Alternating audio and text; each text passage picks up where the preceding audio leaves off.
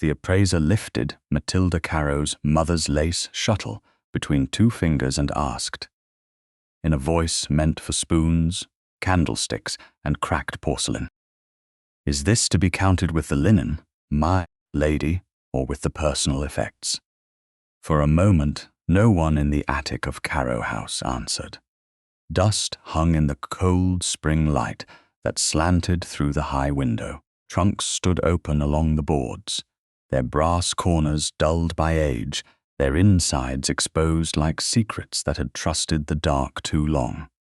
Sheets lay folded in piles.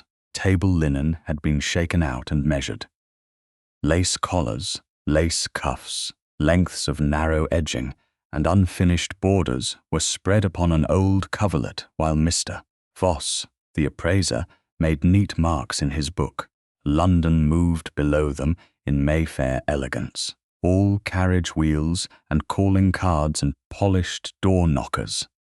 But up here, beneath the roof, the Carrow family was being taken apart by the yard. Matilda stood beside the largest trunk with her hands folded at her waist. She had not been invited to speak. She had been summoned only because Lady Fenella Carrow wished her to see what obedience looked like when written in ink. "With the linen," Lady Fenella said at last. Her voice had the delicate firmness of a woman correcting a servant who had poured tea too pale. It belonged to the late Lady Carrow's work chest. Everything in that chest must be valued. Matilda's fingers tightened once, then stilled. The shuttle was small, made of pale boxwood, rubbed smooth where her mother's thumb had guided thread through the narrow curve. No jewel adorned it, no crest marked it. Nothing about it would impress a creditor, a solicitor, or a guest leaning over a display case. Yet Matilda knew the faint notch at one end, the darkened grain near the middle, the tiny crescent scratch made years ago, when she had dropped it as a child and burst into tears because she thought she had ruined something precious. Her mother had laughed softly and said damaged tools could still make beautiful work. Matilda had believed her then. She found it harder now. Lord Neville Carrow stood near the attic door, gloved hands clasped behind his back, his face arranged in the expression he used when speaking of unfortunate necessities. He had once been called handsome. Debt had not made him ugly. It had made him smooth.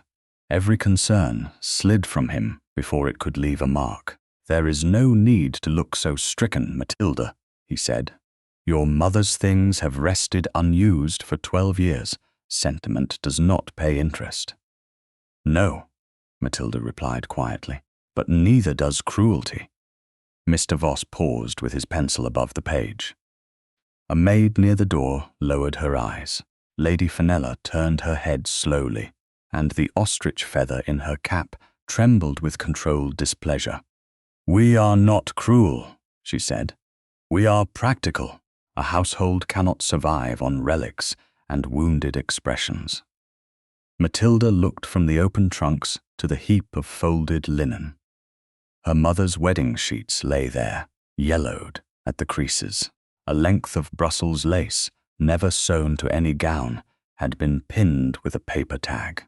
Beside it rested a narrow strip of unfinished border, the pattern stopping mid-leaf, as though the hand that made it had simply vanished between one breath and the next. That, more than anything, felt indecent.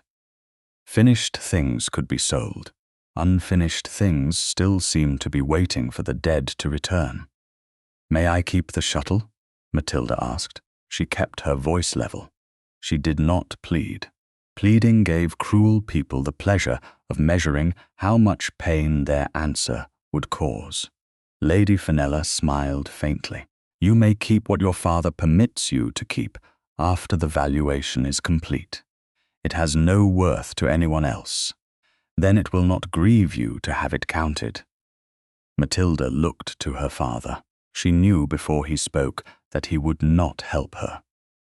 Still, Some foolish part of the child, she had been waited for him to remember the woman who had used that shuttle beside the nursery fire, the woman who had softened his temper, mended his cuffs, and defended his silences as if they were virtues. Lord Neville merely adjusted one cuff. Your stepmother is correct. We must have a full account. A full account. The phrase moved through the attic with the dry whisper of paper. Everything had become accounts lately. Coal accounts, stable accounts, dressmakers' accounts, gaming debts disguised as estate obligations, letters from men who used polite handwriting to threaten ruin. Matilda had learned to read the house by what disappeared. First the second footman, then the matched bays, then the silver epergne from the dining table, explained as being sent for repair and never mentioned again. Now the attic trunks had opened. Now her mother's hands were being priced. Mr. Voss wrote in his ledger, "1 boxwood lace shuttle," he murmured, "worn, no visible maker's mark." "Do not make it sound worthless," Matilda said before she could stop herself. Silence dropped at once. It was not loud. It was worse than loud. It pressed. Lady Fenella's eyes cooled. "You mistake purpose for worth, my dear. A thing may have served once, and still be of little value now." The words were meant for the shuttle. Everyone in the attic understood. They were not only for the shuttle.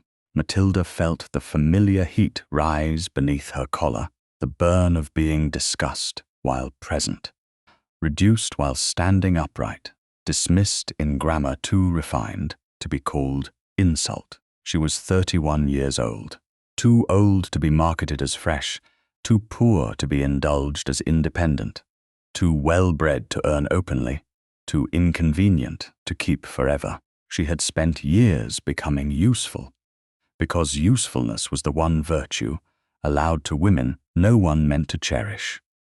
She managed correspondence, remembered birthdays, soothed offended visitors, corrected household accounts when Lady Fenella's arithmetic failed, and sat with elderly relations who had once promised legacies and now only promised advice.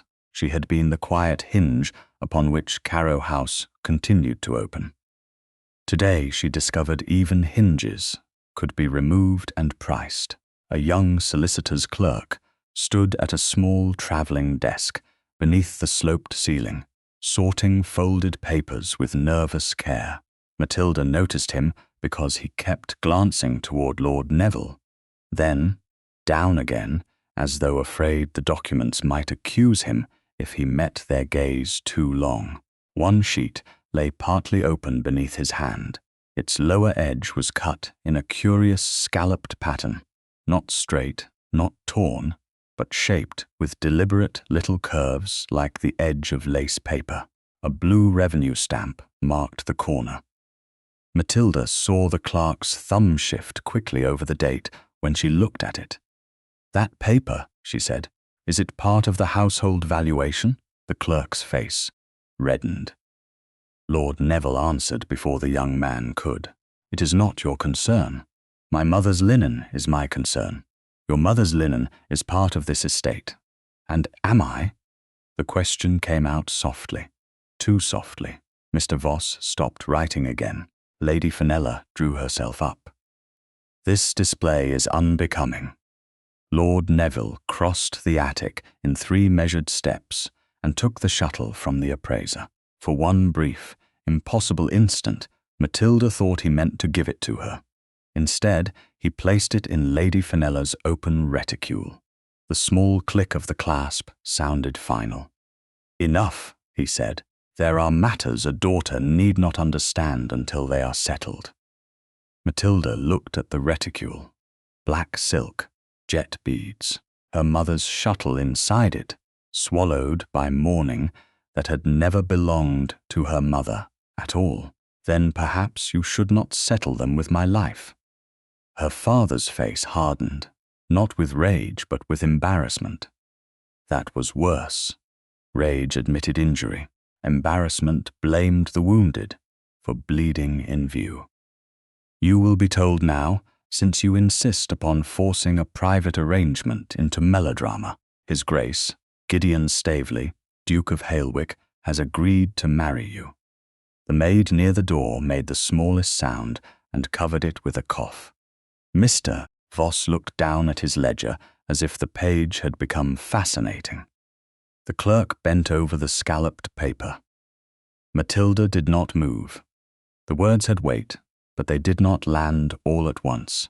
They circled her first, vast and black and winged. Gideon Staveley, Duke of Hale-wick, the old Duke.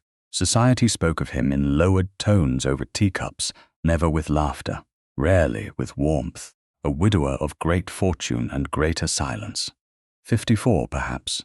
Some said older, because grief added years where time had not. His first duchess had died young enough for pity and long enough ago for speculation. He owned Hale-wick House in Mayfair, Hale-wick Park in Hampshire, and enough influence that men who mocked others did not mock him until he had left the room. "Agreed," Matilda repeated.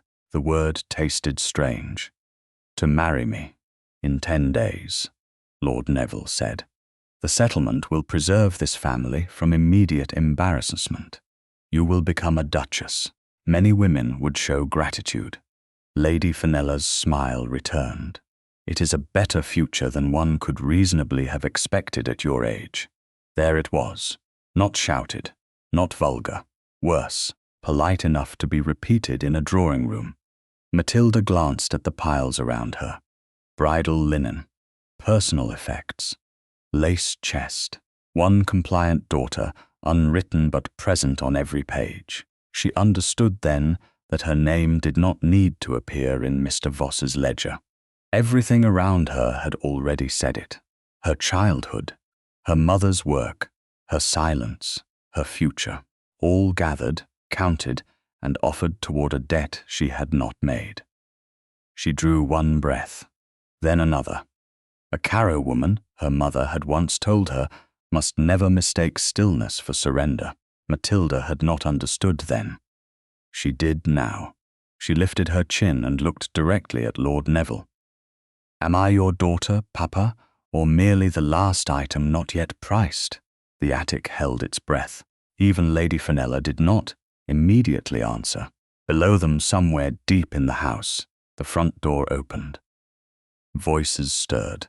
A footman's steps sounded upon the stairs, too quick for ordinary service, too formal for panic.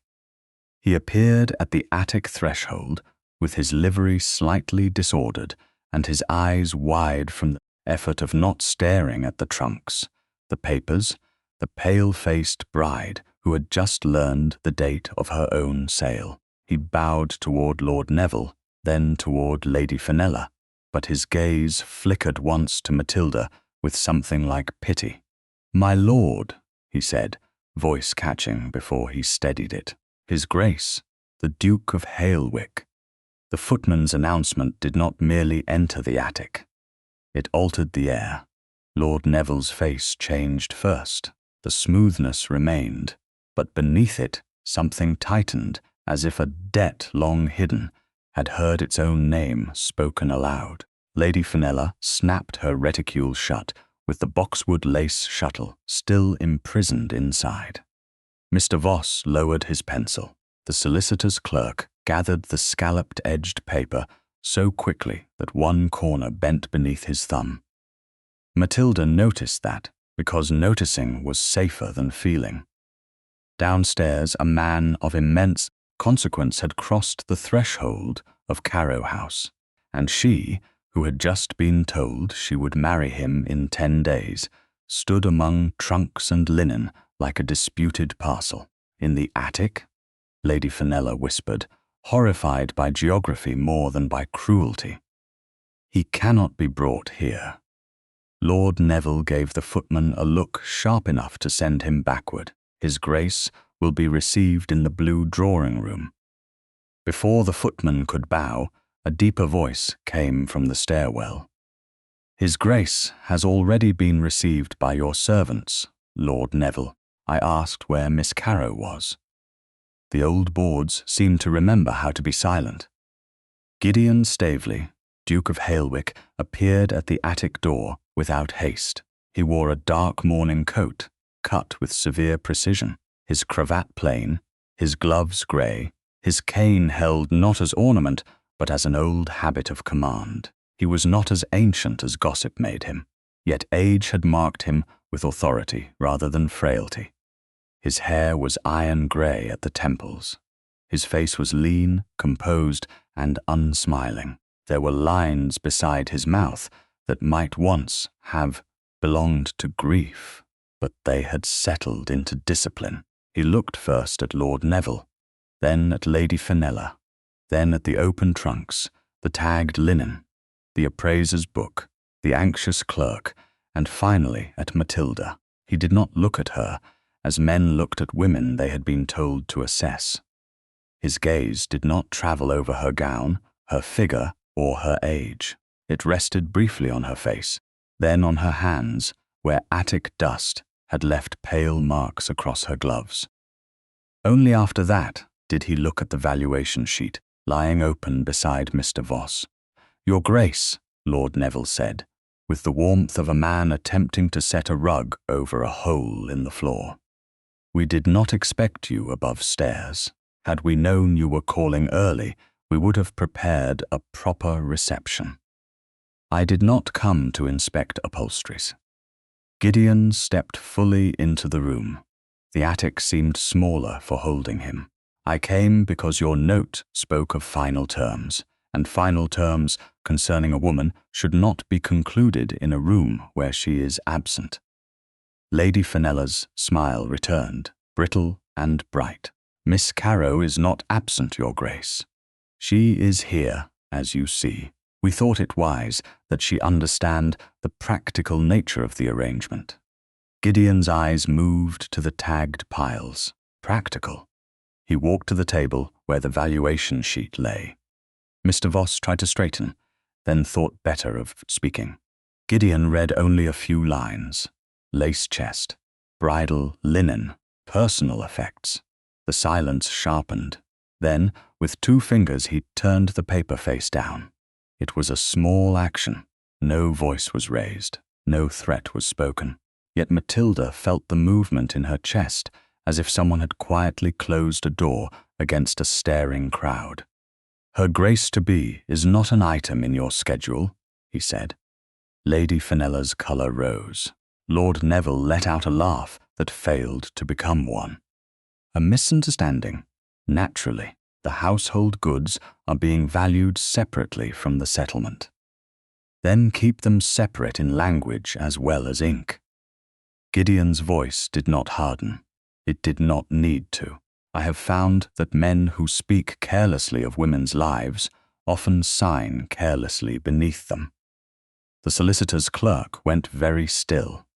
Matilda saw Gideon notice that stillness. She saw him notice the clerk's hand resting over the folded paper with the scalloped edge. Nothing in the Duke's face betrayed interest, but his attention changed direction like a blade turning toward light. Lord Neville moved half a step toward the travelling desk. "Mr. Taven is merely preparing copies." "Is he?" Gideon said. "How industrious!" The clerk, Mr. Taven, swallowed. Lady Fenella gave him a warning look. Gideon did not pursue the paper, not yet. Instead, he turned back to Matilda. "Miss Carrow, were you asked?" The question was so plain that she almost did not understand it.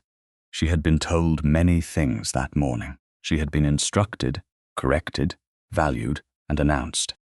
No one had asked her anything that mattered. "Your Grace," Lord Neville began. Gideon did not look away from Matilda. "I asked Miss Carrow." The attic waited. Matilda felt Lady Fenella's reticule like a dark spot in the corner of her vision. She thought of the shuttle inside it. She thought of her mother's voice telling her that stillness need not be surrender.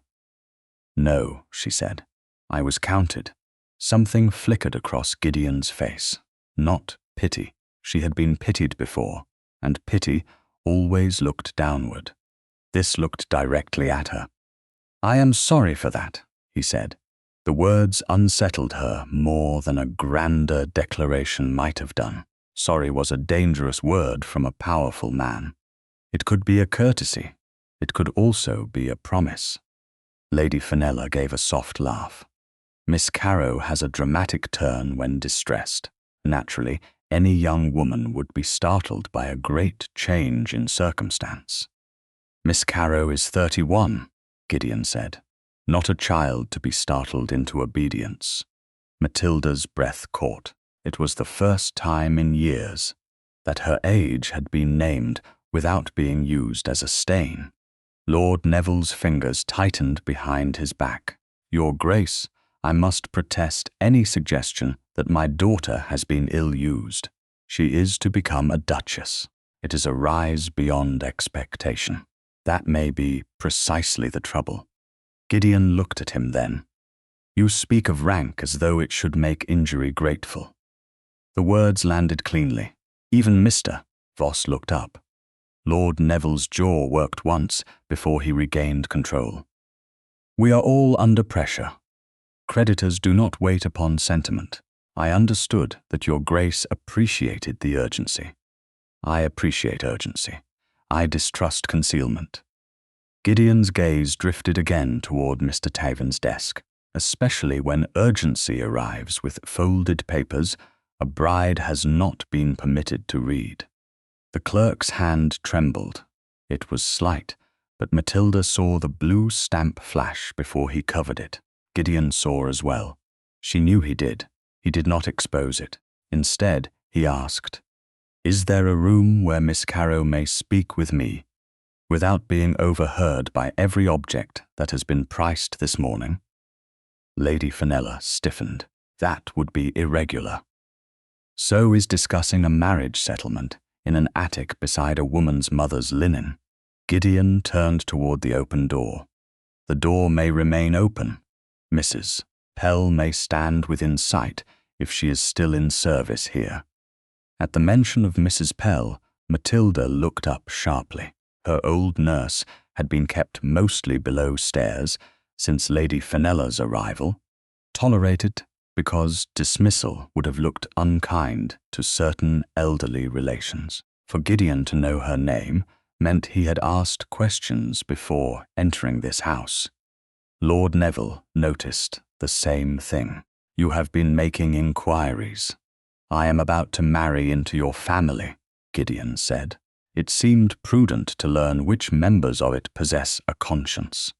The insult was so quiet that it might have passed as manners in another room. Here, among ledgers and linen, no one missed it. Lady Fenella's mouth thinned. Lord Neville gestured stiffly toward the stairs. "The small morning room will do." "No," Gideon said, "not a room selected in haste by a nervous host. The landing below has a window seat. The door from this attic shall remain open. Mrs. Pell will stand at the stair turn. That should satisfy propriety and prevent invention." Matilda should have felt humiliated to have such care arranged in front of witnesses. Instead, she felt the first strange edge of safety. Not comfort, not trust. Safety was colder and rarer. It did not ask her to soften. It only gave her ground beneath her feet. Lord Neville had little choice. A duke had requested it. A duke, an English duke of one of the oldest houses beneath royalty, was not commanded by a financially embarrassed baron with unpaid accounts. Within moments, Mrs. Pell had been summoned, her lined face pale with alarm when she saw Matilda in the attic and the appraiser's tags on the linen. She said nothing. Her eyes said enough. Gideon stepped aside to let Matilda pass first. He did not offer his hand. He did not touch her sleeve. He did not claim the right to guide her, merely because others had promised him her future. On the landing, light from the tall stair window fell across the faded runner. The house below sounded suddenly distant. Mrs. Pell stood at the turn of the stairs, close enough to see, too far to hear unless voices rose. The attic door remained open above them. Matilda faced the Duke. He was taller than she had realized. Older, yes, but not diminished. His stillness had weight. "Miss Carrow," he said, "I will ask plainly, because you have been given very little plain dealing. Do you wish me to withdraw?" She could have said yes. The word rose at once, bright as escape. Then reality followed it. If he withdrew, her father would not become kind. Fenella would not return the shuttle. The creditors would not vanish. Another man might come with fewer scruples and a faster carriage. "What happens if you do?" she asked. Gideon's gaze held hers. "Your father will seek another solution before the month ends. I suspect he has already been offered one. I do not yet know by whom. And you, I agreed to come, because the terms sent to me were troubling. I remained because I found you standing beside an inventory. That isn't an answer." For the first time the corner of his mouth moved, not quite a smile. "No, it is the honest beginning of one." Matilda looked toward the attic, where her mother's things still lay exposed. "Do you mean to save me, Your Grace?" "I mean to prevent your being transferred from one set of hands to worse ones, while I discover why your father's papers smell of haste. And after that?" He did not answer quickly. She respected him more for it. "If this marriage proceeds," he said at last, "it will not proceed under their understanding of ownership." Matilda felt the words enter the space between them. Not soft, not romantic, not enough to trust, but enough to remember. "Then we understand one another a little," she said. "A little," Gideon replied. From above came the faint scrape of a chair, and then Lady Fenella's voice, too controlled to carry clearly. Gideon glanced toward the open attic door. His expression cooled again. "Before I leave this house today, Miss Carrow, I will see the settlement draft. Not the copy your father wishes me to see, the draft." Matilda remembered the scalloped edge, the clerk's nervous thumb, the blue stamp half hidden beneath his hand. "There was a paper," she said, careful now. "The lower edge was cut like lace." Gideon looked back at her.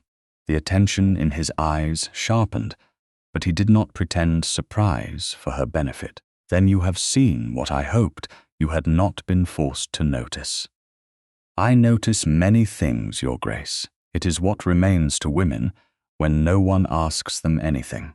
For a moment, neither spoke. The house creaked softly around them, old wood settling under old secrets. Gideon bowed, not deeply, not theatrically, but with a respect that made Matilda feel dangerously like a person rather than a problem. "Then I shall endeavor not to underestimate what you have noticed." Downstairs, a clock struck the hour. Above them, Lord Neville called for Mr. Tavin, with a strain in his voice he failed to hide. Gideon's gaze moved once more toward the attic. "Good," he said quietly. "Let us see which papers become shy when brought into the light." 10 days later, the bells of St. George's, Hanover Square, rang over a wedding that London had already judged before the bride reached the church door. Matilda heard them from inside the carriage, each peal falling through the grey spring morning like a public announcement of a private surrender. Lady Fenella sat opposite her in plum silk, gloved hands folded over the black beaded reticule that had not left her possession since the attic. The boxwood lace shuttle was inside it. Matilda knew because, twice during the ride, Fenella's fingers had pressed the clasp as if reassuring herself that the small stolen thing remained captive. Lord Neville sat beside his wife and looked out at the street with the calm satisfaction of a man whose creditors had been made to wait behind a church veil. "You will remember," he said, without turning his head. "That dignity today requires gratitude." Matilda looked down at the bouquet in her lap. It was modest, white, orange blossom and myrtle, arranged by a florist who had not known that the bride had been given no say in flowers, gown, guest list, or future. "Dignity rarely requires performance, Papa." Lady Fenella's eyes sharpened. "It requires silence when speech would embarrass the family." "Then I have been dignified for many years." The carriage slowed before the church. Through the window, Matilda saw dark coats, silk bonnets, polished carriage doors, and faces turning with the eager restraint of well-bred curiosity. No crowd shouted, no one pointed. That would have been kinder. Society had subtler instruments. A glance could peel skin. A whisper could leave a mark for years. The footman opened the carriage door, and the first murmur reached her before her shoe touched the step. "There she is." Another voice, softer and more delighted by its own cruelty, answered Carrow's last bargain. Matilda stepped down without taking Lord Neville's offered hand. The pavement felt solid beneath her. That surprised her. She had half expected the earth to give way under the weight of so many eyes. Her gown was proper, ivory silk, trimmed without extravagance. Lady Fenella had insisted on simplicity, not from taste but from calculation. A plain bride invited pity. A decorated one invited questions about who had paid. At the top of the steps, beneath the church portico, a young woman in pale blue turned her head just far enough for Matilda to see her profile. Miss Ianthe Rowlatt. Matilda knew the name, as every woman moving through Mayfair knew the names attached to wealth, rank, and expectation. Ianthe was not titled, but she had beauty sharpened by confidence, a fortune large enough to make mothers gracious, and an expression that suggested she forgave the world only when it admired her. For months, drawing rooms had placed her near the Duke of Hale-wick in conversation, speculation, and seating plans.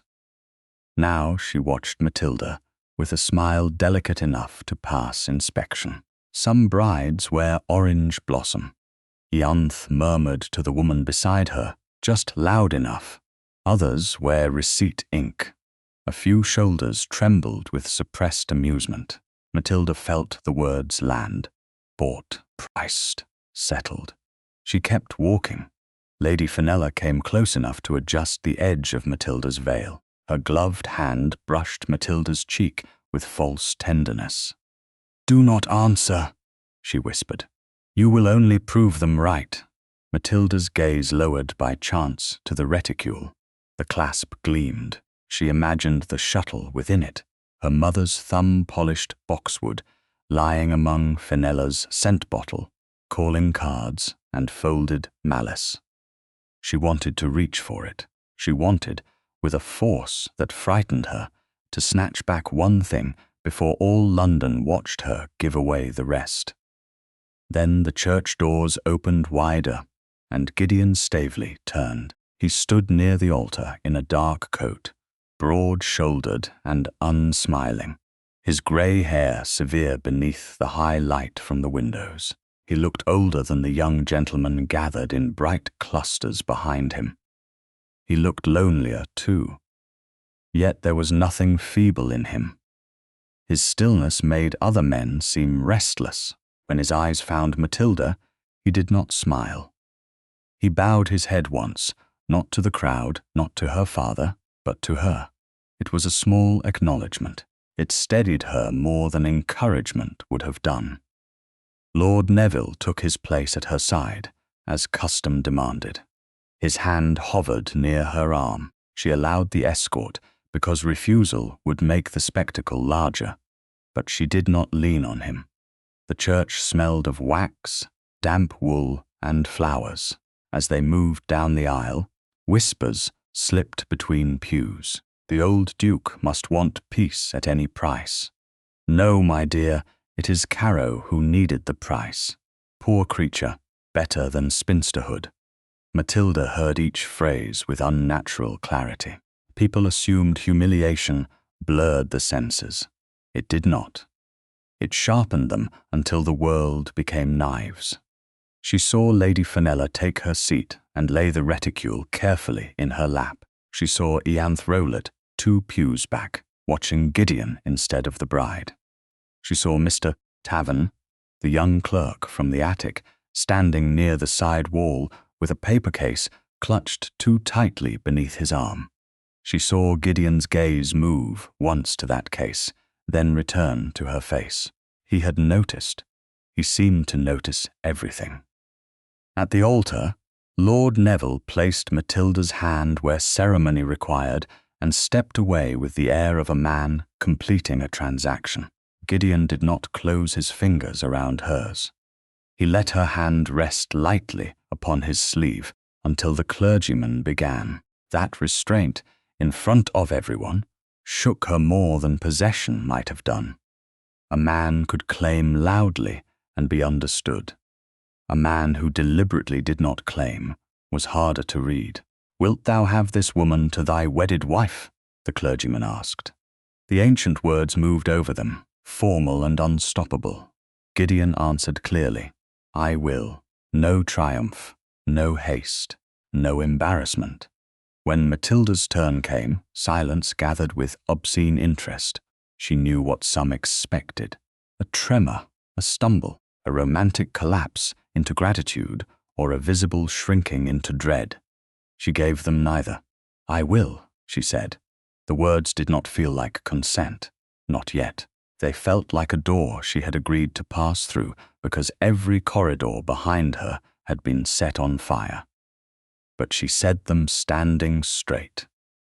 That was something. When Gideon placed the ring upon her finger, his glove touched hers only as much as the rite required. The ring was cool and heavy, a circle of gold with the Hale-wick weight behind it.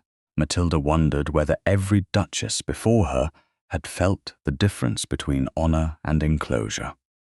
She wondered whether Gideon's first wife had trembled. Then she stopped herself. The dead deserved privacy, and so did the living. The ceremony ended. The register was signed. Matilda saw her new name written with careful finality. Matilda Staveley, Duchess of Hale-wick. Lady Fenella's eyes lingered on the title with hunger disguised as maternal pride. Lord Neville's relief was almost indecent. Outside the vestry, guests formed soft currents of congratulation. Some bowed. Some smiled with pity sharpened by envy. Ianthe approached last, pale blue skirts whispering over the stone. "Your Grace," she said to Matilda, and the title sounded like an accusation. How swiftly fortune may change a lady's prospects. "Not fortune," Gideon said before Matilda could answer. His voice cut no louder than a paper knife, but the surrounding conversations thinned. "Circumstance. Fortune implies chance." Ianthe's lashes dipped. "Of course, Your Grace. I meant only to admire the elevation. Then, admire it without diminishing my wife." The word wife moved through the church porch with more force than the bells. Matilda felt every head turn, felt Neville stiffen, felt Fenella's reticule shift as her hand tightened over it. "My wife, not my purchase, not my bargain, not my rescue." The phrase could have been possession from another man. From Gideon, spoken with that cold restraint, it sounded like a wall placed between Matilda and the room. Ianthe recovered quickly. No offense was intended. Then none need be repeated. Gideon turned away from her, ending the exchange as completely as if he had closed a book. Lord Neville moved in at once, too eager, too smooth. "Your Grace, there remains the matter of the settlement copies. Several family friends have expressed relief that all has been so advantageously concluded. It may be useful for confidence to mention the terms in general company." Matilda saw Mr. tavern hover near the carriage, paper case still under his arm. The scalloped document was not visible, but she remembered its edge. She remembered Gideon's words on the landing, papers becoming shy in the light. Gideon's face did not change. "My wife's dignity is not a public account." Lord Neville blinked. "Naturally, I meant no impropriety. See that you do not commit one by accident." Lady Fenella gave a small, chilled laugh. "Your Grace is protective already." Gideon looked at her reticule, only for a second. Matilda saw it because she had been watching the same black silk prison all morning. Fenella noticed too, and her hand closed over the clasp. Gideon said nothing about it. Not there. Not before the church steps and the listening guests. But when he turned to escort Matilda to the carriage, his arm came near enough for form and no nearer. She placed her gloved hand upon his sleeve because the entire square watched, because custom required it, and because he waited rather than took. The contact was formal, light, and brief. It still changed the rhythm of her breathing. "You heard them," she said quietly, as they descended the steps. "Yes. You cannot silence all of London." "No." His gaze remained forward. "But I can begin with those within reach." She almost looked at him then. Almost. The carriage bearing the Hale-wick crest waited at the curb, dark, polished, and unfamiliar. Behind them, bells rang again for no reason except that bells did not know when joy was true. As Gideon handed her into the carriage, still without tightening his grip, Matilda saw Ianthe watching from beneath her pale blue bonnet and Fenella standing beside Lord Neville with the reticule clutched against her ribs. The shuttle was still gone. The papers were still hidden. The marriage was now real. The door closed. Gideon took the seat opposite her, not beside her. Through the window, St. George's receded as the carriage rolled into Mayfair. Neither of them spoke for several streets. Then he said, low enough that no coachman could hear, "Tonight, Duchess, the first gift of this marriage is a door you may close." Matilda looked at the ring on her hand, then at the man across from her the old Duke society thought had bought her. For the first time that day, fear did not have the room entirely to itself. Hale-wick House received Matilda, as though it had been waiting longer than she had been alive. Its Mayfair front rose in grey stone behind black railings, severe and dignified beneath the evening, lamps, with no garlands on the door and no cheering servants, arranged like actors in a tableau of happiness. That absence steadied her. After the wedding breakfast at Carrow House, after Lord Neville's speeches of relief disguised as paternal pride, after Lady Fenella's careful tears, before women who would repeat them by morning, Matilda had no strength left for celebration. The Hale-wick footman bowed. The housekeeper, Mrs. Audley, curtsied with grave respect and called her "Your Grace" without sweetness or curiosity. No one stared at the ring on her finger as though trying to calculate its price. No one mentioned linen. Still, when a maid led her up the wide staircase and along a corridor hung with dark family portraits, Matilda felt the old terror return. Respectful silence could still be a silence before a door closed. The chamber prepared for her was not the crimson bridal room she had imagined with dread. It was pale, spacious, and cool, with blue damask curtains, a writing table near the fire, and a second door visible across the adjoining dressing room.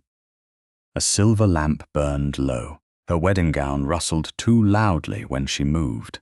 Every small sound seemed to ask what would be required of her now. The maid offered to help her undress. Matilda refused gently. She could not bear another pair of hands upon buttons and ribbons.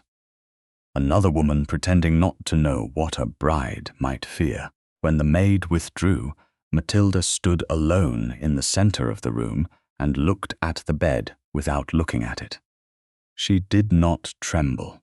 She had become skilled at not trembling, but her hands, enclosed in white gloves, felt strangely far away from her body.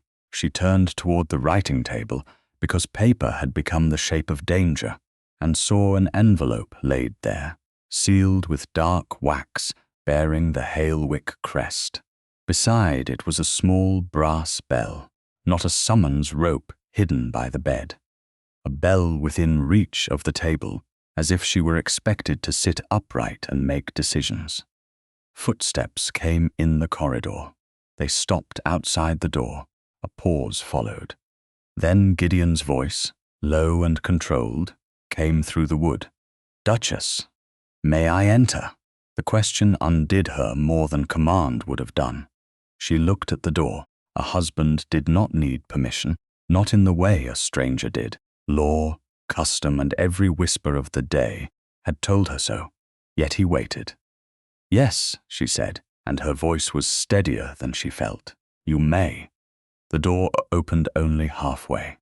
Gideon stood upon the threshold, still in formal black, though his gloves were gone, and the day had left a faint weariness around his eyes. He did not step in at once. "Mrs. Audley is at the end of the corridor. Your maid is in the dressing room beyond that door if you ring. This room locks from the inside, and only from the inside." Matilda absorbed the words slowly. "You begin with architecture, Your Grace. Tonight, architecture may be more useful than poetry." He entered then, but only far enough to close the door behind him and stand beside the writing table. He did not approach the bed. He did not approach her. The space between them remained wide and deliberate. "I told you in the carriage that the first gift of this marriage would be a door you may close. I meant it." Matilda looked toward the inner door. "And if I close it, then it remains closed." "For how long?" "For as long as you choose." The answer struck the room with no ornament and no drama. Matilda found herself listening for the hidden clause. Men in her father's circle spoke generously until the word but arrived. Gideon did not add one. He lifted the envelope from the writing table and placed it near the lamp. "This is a marital covenant, written in my hand and witnessed by my solicitor before we left for the church. It states that I make no claim upon your person by force, expectation, debt, gratitude, or household pressure. It states that you will have private chambers, private correspondence, and a personal allowance paid through a separate use arrangement beyond your father's reach." Matilda stared at the envelope. It looked too small to contain such impossible things. A husband cannot sign away everything the world gives him. "No," Gideon said, "but a man can refuse to use what should never have been given as a weapon." She looked at him then. His face remained composed, yet there was something beneath it, not softness exactly, but an old grief under restraint. "Why?" she asked. "Why would you do that?" His gaze moved once to the fire, then back. "Because I have seen what becomes of a woman when marriage is treated as a locked room with witnesses outside, congratulating the keyholder." Matilda heard the shadow in the sentence, his first duchess. He did not speak her name. He did not need to. The house seemed to hold it for him. "Were you cruel to her?" Matilda asked, before caution could stop her. Gideon did not flinch. That made the answer heavier. "No. But I was young enough then to believe that not being cruel was the same as being kind. It isn't." The contraction in his mouth made the confession human, stripped of ducal polish. Matilda felt the first unguarded silence of the day settle between them. It did not frighten her. "I don't know what to do with that answer," she said. "You need not do anything with it tonight." He reached for a small carved box she had not noticed beside the lamp, pale wood unadorned, no larger than a prayer book. There is another matter. Her body tightened before she could command it not to. Gideon saw. He set the box down without opening it. This one is not paper. Matilda looked at the box. Then what is it? Something that should not have been counted. He opened the lid. For a second, Matilda did not understand what she was seeing. Then the world narrowed to pale boxwood, lying on blue velvet, smooth and worn, and marked with a tiny crescent scratch near one end. Her mother's lace shuttle. Breath left her so quietly that it felt stolen. She took one step forward, then stopped. How did you get that? Lady Fenella sent her maid from the wedding breakfast with instructions to dispose of several trinkets before they could be requested. My man had been told to watch for anything from your mother's chest. He paid the broker's runner before the shuttle reached a shop. You bought it. The words should have hurt. Instead, they trembled. Gideon's mouth tightened. Yes, and I regret the necessity of that word more than I can say. Matilda could not take her eyes from the shuttle. In the attic, it had been handled by an appraiser.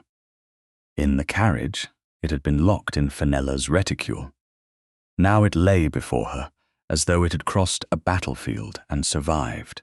They used your mother's things to price you, Gideon said. I return the first one tonight. She looked up sharply. The first. The rest remained to be found. The mystery returned then, threading through tenderness. Papers, scalloped edges, a false date half hidden by a clerk's thumb. Her mother's lace chest still at Carrow House, unless Fenella had already moved it. Matilda reached toward the box, then hesitated. It was absurd to hesitate before her own mother's shuttle, yet the day had made even receiving feel dangerous. Gideon understood something of that, because he did not lift it and place it in her hand. He waited. At last, Matilda drew off one glove finger by finger. Her bare hand looked pale in the firelight. She touched the shuttle with 2 fingers. At the same moment, Gideon moved to steady the box, and their hands brushed. It was nothing, less than a touch. A brief meeting of skin and breath over a piece of carved wood. Yet both of them went still, not because desire had arrived like a flame. It had not. This was smaller and more perilous. Awareness, the knowledge that he was near, that he had chosen not to come nearer, that restraint could have weight equal to contact. Gideon withdrew first. Slowly, clearly. Forgive me. There is nothing to forgive. Her voice sounded different to her own ears. Softer, perhaps, but not weak. She lifted the shuttle. It fit against her palm as if 12 years had folded away. For the first time since the attic, Matilda's composure nearly broke. Not in sobs, not visibly, only in the sudden pressure behind her eyes and the ache of being given back something no one else had considered alive. Why marry me at all? She asked, still looking at the shuttle. If you meant to give me doors and papers and distance. Because your father's settlement draft is wrong. Gideon's tone changed, becoming precise again. The stamp date does not belong to the debt history he described.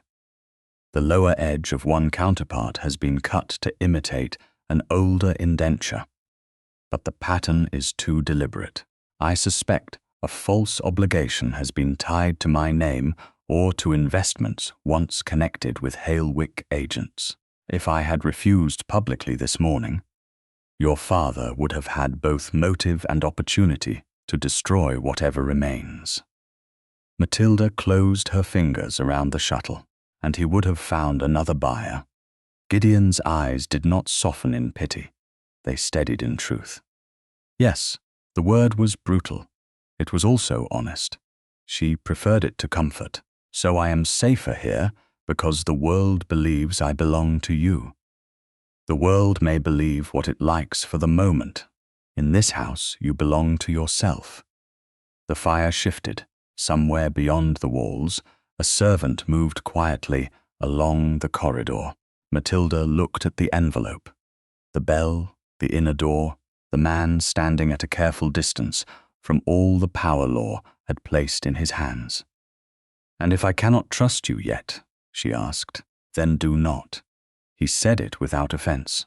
Trust the lock. Trust Mrs. Audley. Trust the paper once your own solicitor has read it. Trust the bell. Trust your own judgment before mine. A strange laugh nearly escaped her, but it was too fragile to become sound. "I haven't had a solicitor. You shall. Chosen by me. Chosen by you." She looked down at the shuttle again. "You make freedom sound like a list. Tonight, a list may be more believable than a vow." That was true. Vows had been spoken in church while people whispered receipt ink. A list, witnessed, sealed, and placed within reach, felt almost holy by comparison. Matilda crossed to the writing table and set the shuttle beside the envelope. Not in the box, not hidden, open to the lamplight. "Then I choose the west room," she said. "The one with the blue curtains, it is yours. And this door, yours to close."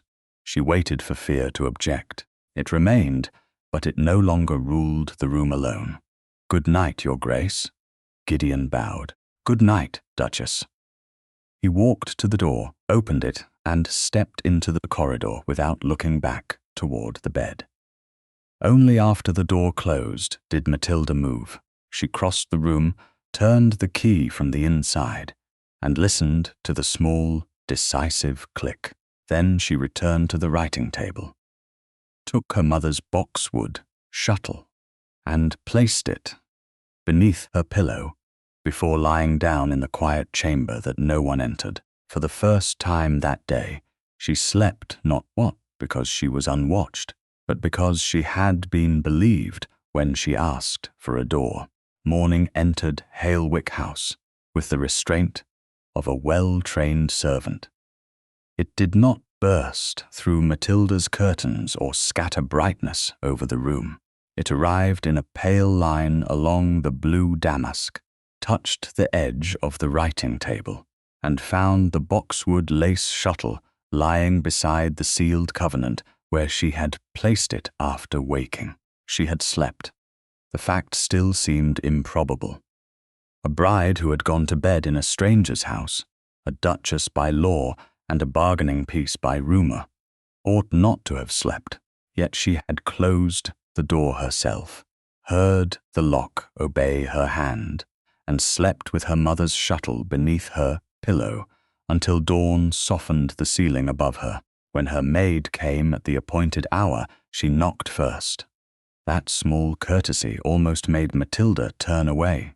She did not. She dressed in a morning gown of dove-grey wool, simple enough to feel like herself, and fine enough to satisfy a household that now called her Your Grace. Before leaving the chamber, she took the shuttle from the table and carried it with her to the west room. It was a pleasant chamber overlooking a narrow strip of garden behind the house, with blue curtains faded by honest sun and shelves empty enough to suggest possibility rather than absence. Mrs.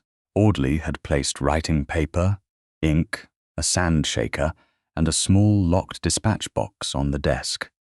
No one had filled the room for her. No one had decided what she should be inside it. Matilda set the lace shuttle in the center of the desk and looked at it for a long moment. The old scratch near the end caught the light. Here, in this room, it did not look valuable. It looked returned. She was still looking at it when Mrs. Audley entered with a silver tray of letters and cards. "A morning call, Your Grace," the housekeeper said, and something in her tone made the words less ordinary than they should have been. Matilda turned. "Already? Lady Fenella Carrow is below, of course." Some women waited for invitation. Fenella waited only for advantage. Matilda felt the quiet of the room contract, but she did not reach for the shuttle to hide it. Was a card sent ahead? Mrs. Audley's mouth softened by the smallest degree. "No, your Grace." "Then her ladyship may be told that Hale-wick House receives callers by proper notice." The sentence surprised Matilda as it left her. It sounded like a duchess. More dangerously, it sounded like a woman who believed she had thresholds. Mrs. Audley inclined her head. "His Grace anticipated you might wish that answer. He also said, the choice must be yours." Matilda did reach for the desk then, but not from fear. She touched the shuttle lightly, as one might touch a pulse. "Is His Grace at home?" "In the library." "Then please show Lady Fenella into the small morning room." "Not here." Mrs. Audley's approval was not a smile. It was better than a smile. "Yes, your Grace." Lady Fenella was waiting beneath a portrait of a long-dead Staveley Duchess when Matilda entered the small morning room. She wore lavender silk, too fine for such an early call, and an expression of injured maternal devotion, so polished it must have been prepared in the carriage. "My dear Matilda," she said, rising, "or must I say your Grace now, even when I have held you as a child?" "You may say your Grace when servants are present," Matilda replied, taking the chair opposite rather than the one Fenella had clearly expected her to occupy. "It avoids confusion." Fenella's eyes narrowed, then warmed falsely as a footman withdrew. How quickly rank teaches. "No," Matilda said. "Rank only provides listeners." For one beat, Fenella's mask slipped. Then she looked beyond Matilda toward the corridor. "I asked to see your chamber, Mrs." Audley was oddly obstructive. "My chamber is private." "Private?" Fenella gave a soft laugh. "My dear, you have been married one night. Do not mistake indulgence for independence." The words struck where they were meant to strike. Matilda felt the old attic air return, the scent of dust and folded linen. She folded her hands in her lap and kept her voice even. "I mistake nothing. That is why you were not shown upstairs." Fenella leaned closer. The lavender silk whispered, "You think yourself safe because an old man with a title played chivalrous for an evening. You don't understand the world you've entered. Dukes tire of charity. Houses tire of difficult women. And fathers, my dear, are not the only people who can sell what remains of a dead woman's things." Matilda's breath slowed. The lace chest. "Still at Carrow House," Fenella smiled. "For now. It belongs to my mother's memory. Memory has no legal lock. Neither does spite, apparently." Fenella's hand closed around her reticule, but this morning the shuttle was not inside it.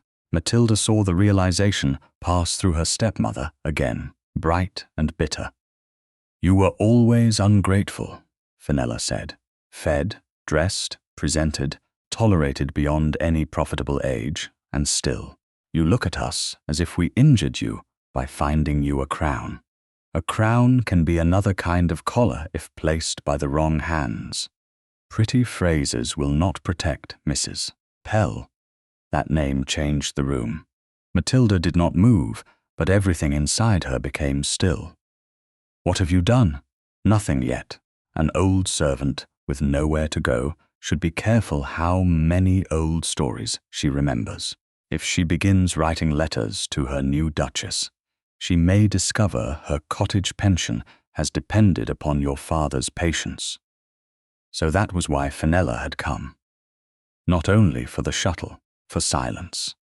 Matilda thought of Mrs. Pell's lined face at the stair turn, of the old nurse who had stood where propriety required while power rearranged a woman's life. "Thank you," Matilda said. Fenella blinked. "For what?" "For telling me which thread to pull first." The door opened before Fenella could answer. Gideon stood there, one hand upon the frame, his face unreadable. He had not entered at the wrong moment by accident. Men like Gideon did very little by accident.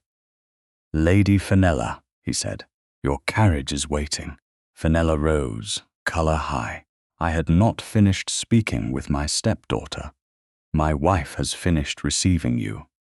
His voice was calm, but it changed the furniture of the room.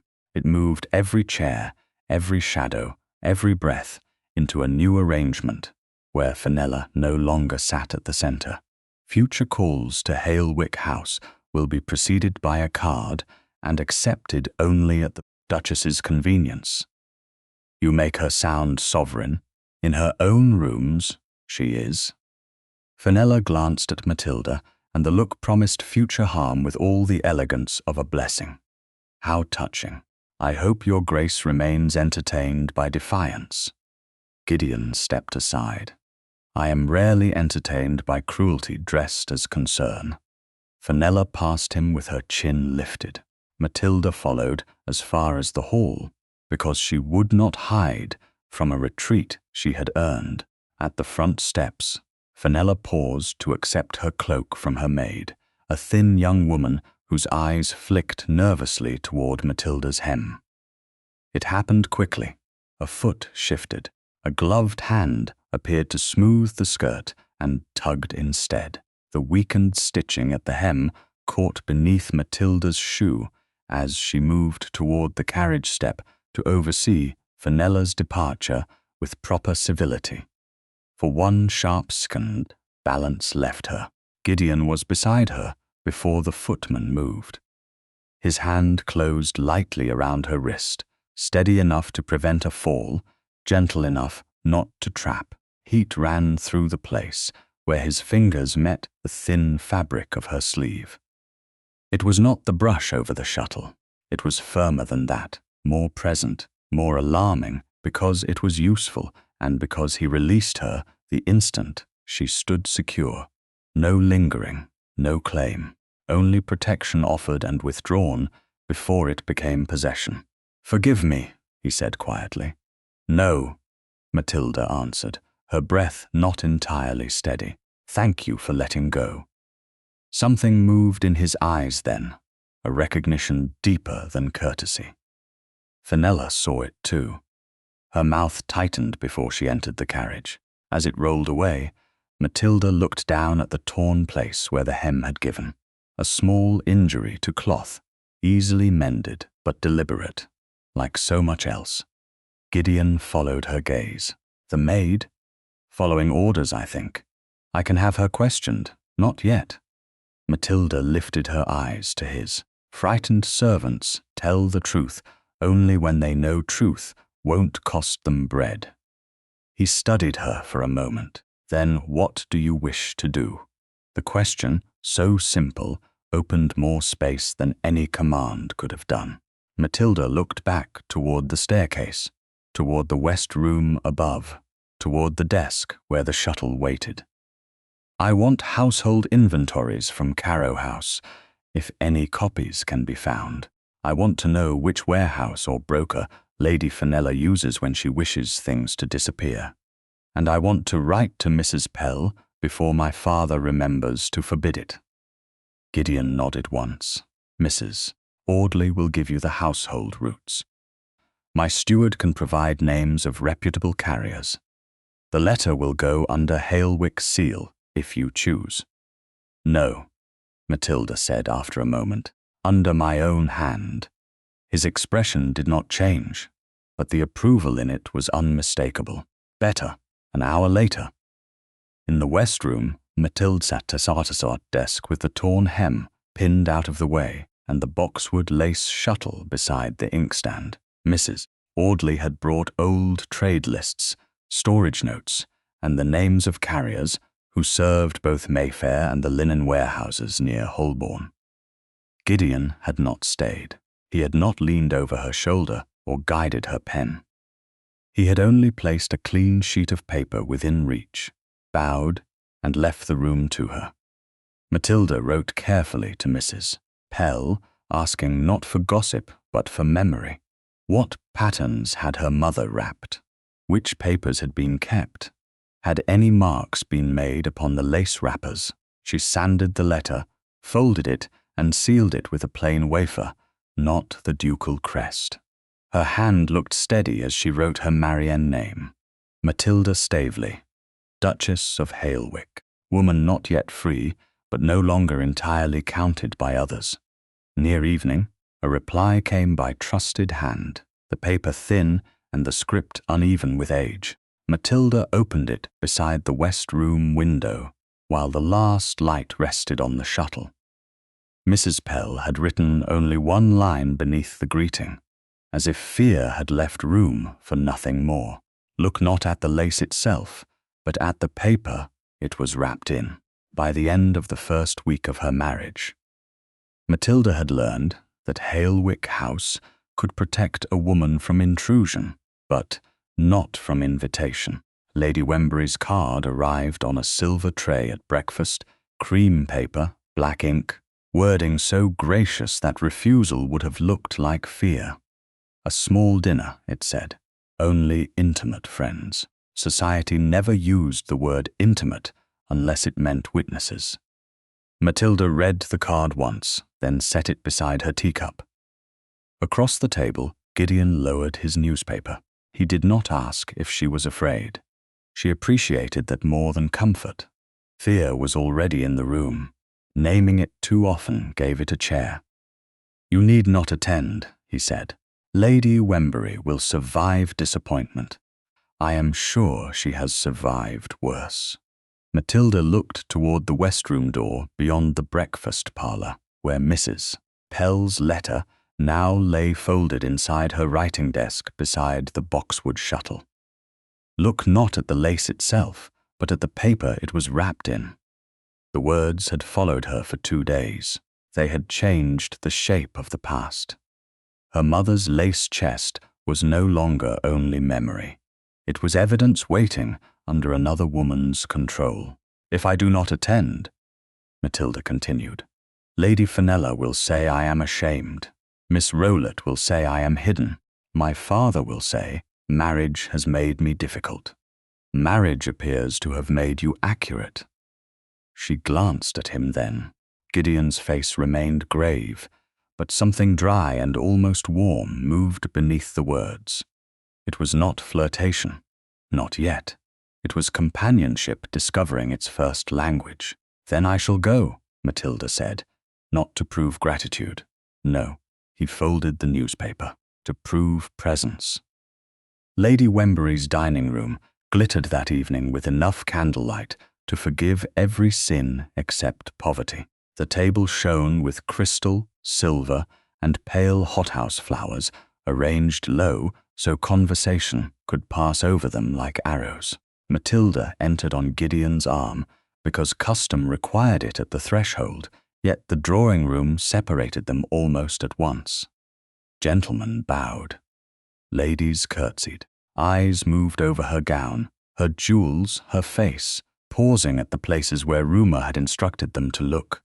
She wore deep green silk, not new, but altered by Mrs. Audley's maid to fit her with quiet elegance.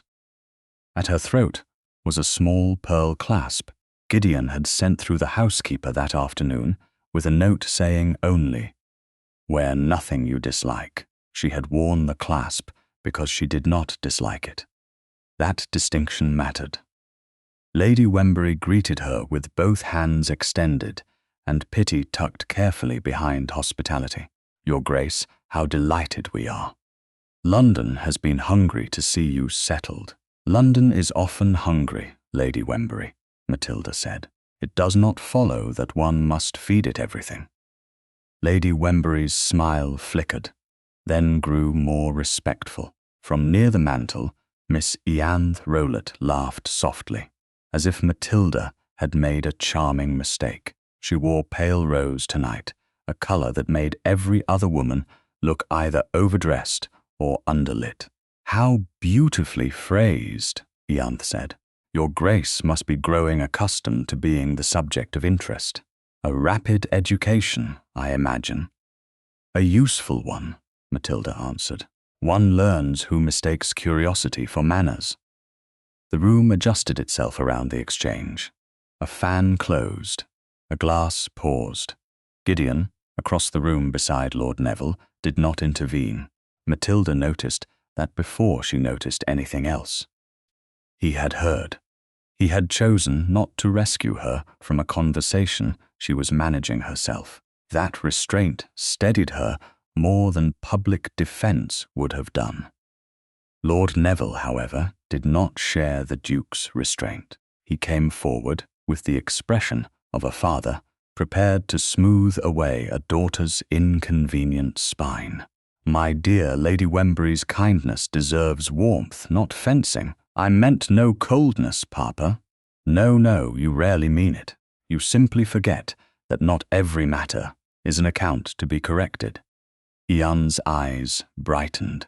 How fortunate, then, that her Grace has settled beautifully into old accounts.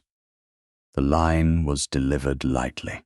It landed like a coin dropped into a church alms box where everyone could hear the metal strike.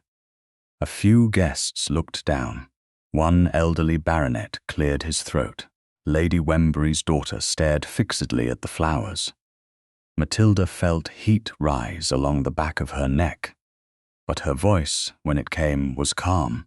Accounts are safest when read by those not afraid of figures. Gideon looked at her then, only for a moment. It was enough. No applause followed, of course. Polite society did not applaud wounds being returned to their owners. But silence changed texture. It no longer pressed only upon Matilda. It reached toward Ianthe, toward Lord Neville, and paused there. Lady Wembury, sensing danger to her table, announced dinner. The couples began to arrange themselves. Gideon crossed the room toward Matilda. He came to stand beside her, close enough for her to feel the shift in air, but not so close that anyone could call it display. His arm moved slightly, then he waited. He did not take her hand from her side. He did not cover hesitation with command. He offered, and the offer remained open, uninsistent, almost formal, except for the attention in his eyes. Matilda looked at his sleeve. Dark cloth, strong line, the same arm she had touched outside St. George's because the square had watched. This was different. No law required this exact second. No whisper forced her fingers. She could refuse, and he would let the refusal stand. That knowledge made acceptance possible. She placed her hand upon his arm. His gaze did not drop triumphantly to it. He simply adjusted his pace to hers. The contact was proper, gloved, and brief as they moved toward the dining room. Yet Matilda felt the difference between being led and being accompanied. At table, she found herself seated between Gideon and an elderly widower who spoke mostly of hounds. Ian sat opposite near Lord Neville, which was surely no accident. Courses came and went. Soup, fish, a delicate remove of poultry. Conversation flowed around Parliament, opera singers, and a rumoured engagement that no one believed but everyone repeated. Then Lord Neville, with the patience of a man laying a trap under lace, turned to Lady Wembury. "My daughter has always had a fondness for household matters. Linen, wrappers, old trunks, charming in moderation. Though one hopes she will not trouble herself with papers beyond feminine understanding, now that she holds a higher station." Matilda's spoon stilled. Across the table, Ianthe's attention sharpened at the word wrappers. It was small, but not small enough. Gideon noticed too. Matilda saw his eyes move from Neville to Ianthe, then back to his glass, as if he had seen nothing at all. "Feminine understanding," Matilda said gently, "has preserved many houses whose masculine understanding lost them at cards." The elderly widower beside her made a sound that might have been a cough or a smothered laugh. Lord Neville's smile thinned. "You are lively tonight." "Am I? I thought I was merely accurate again." Gideon spoke then, not loudly. "Accuracy is undervalued until ruin requires it." Lady Wembury seized upon the sentence as though it were a safe topic. "How very true, Your Grace. Estate management demands such precision." "So does household management," Matilda said. Linen is dated. Wrappers are marked. Patterns are recorded by women whose work gentlemen later call trifles because they cannot read it. Ianthe tilted her head. How fascinating. I had not known lace wrappers could be so instructive. Most things are instructive, Matilda replied, when one has reason to look closely. And have you reason? The question gleamed.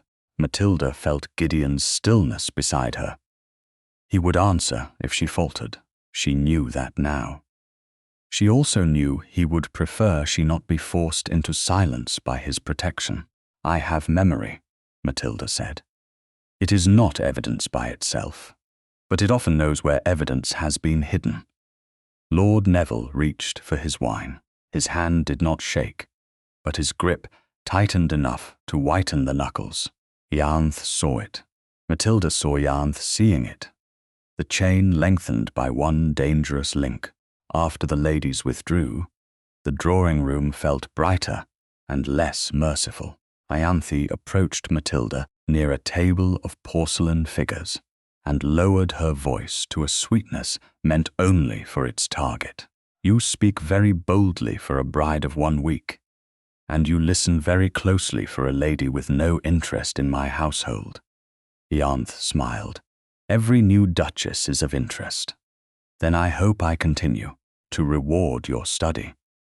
Oh, I think you will. Before Matilda could answer, Gideon appeared at the drawing-room door with the other gentleman, returning earlier than expected. His gaze found hers, then moved once to Ianthe. No dramatic rescue, no public warning, only a recognition that the game had changed. Later, in the carriage back to Hale-wick House, silence sat between them until the wheels turned into Grosvenor Square. Gideon finally said, "You handled Miss Rowlatt with more grace than she deserved. Grace is economical. It uses less energy than outrage. And your father?" Matilda looked out at the darkened windows of Mayfair. "He is afraid of the wrappers." "Yes, so is Miss Rowlatt interested now." "Very." She turned back to him. "Then I said to Stooge, no? You made the right people careless." His voice lowered. "You also made it clear that you do not need me to speak in your place." The words warmed her more than praise. Matilda looked at the gloved hand resting in her lap, the same hand that had chosen his arm before dinner. "No," she said, "but I noticed you were ready." Gideon's expression softened by a fraction, which on his face felt like the opening of a guarded gate. "Always," he said. Outside, London rolled by in lamplit fragments. For the first time since her wedding, Matilda allowed herself to sit beside the quiet knowledge that alliance could feel dangerous, not because it trapped her, but because part of her was beginning to want it. By morning, danger had taken print. Mrs. Audley brought the gossip sheet to the west room folded once, her mouth set in disapproval. Matilda opened it beside the boxwood shuttle and read the line printed for every breakfast table, hungry enough to swallow cruelty. The Duchess bought by Linen. The words did not become less ugly because they were printed. They became more portable. By noon, the Duchess bought by Linen had travelled from breakfast trays to dressmakers' stools, from club windows to carriage cushions, from the side table of a patroness who claimed she never read such sheets, to the folded pocket of a gentleman who laughed too late after hearing it. Matilda read the line once in the west room, then laid the paper flat beside her mother's boxwood shuttle. Mrs. Audley stood near the door, rigid with household offence. "Shall I burn it, Your Grace?" Matilda touched the edge of the page. "No, cruelty becomes useful when preserved." Gideon entered moments later, the gossip sheet already in his hand. He had not crumpled it. That, too, she noticed. Anger in men often announced itself by destroying what women needed to examine. Gideon's anger was quieter, which made it more dangerous, and at present more bearable. I can have the printer warned, he said. I can have every copy traced by evening. Matilda looked up. And tomorrow they will write that I hid behind your title because the truth was worse. His jaw set.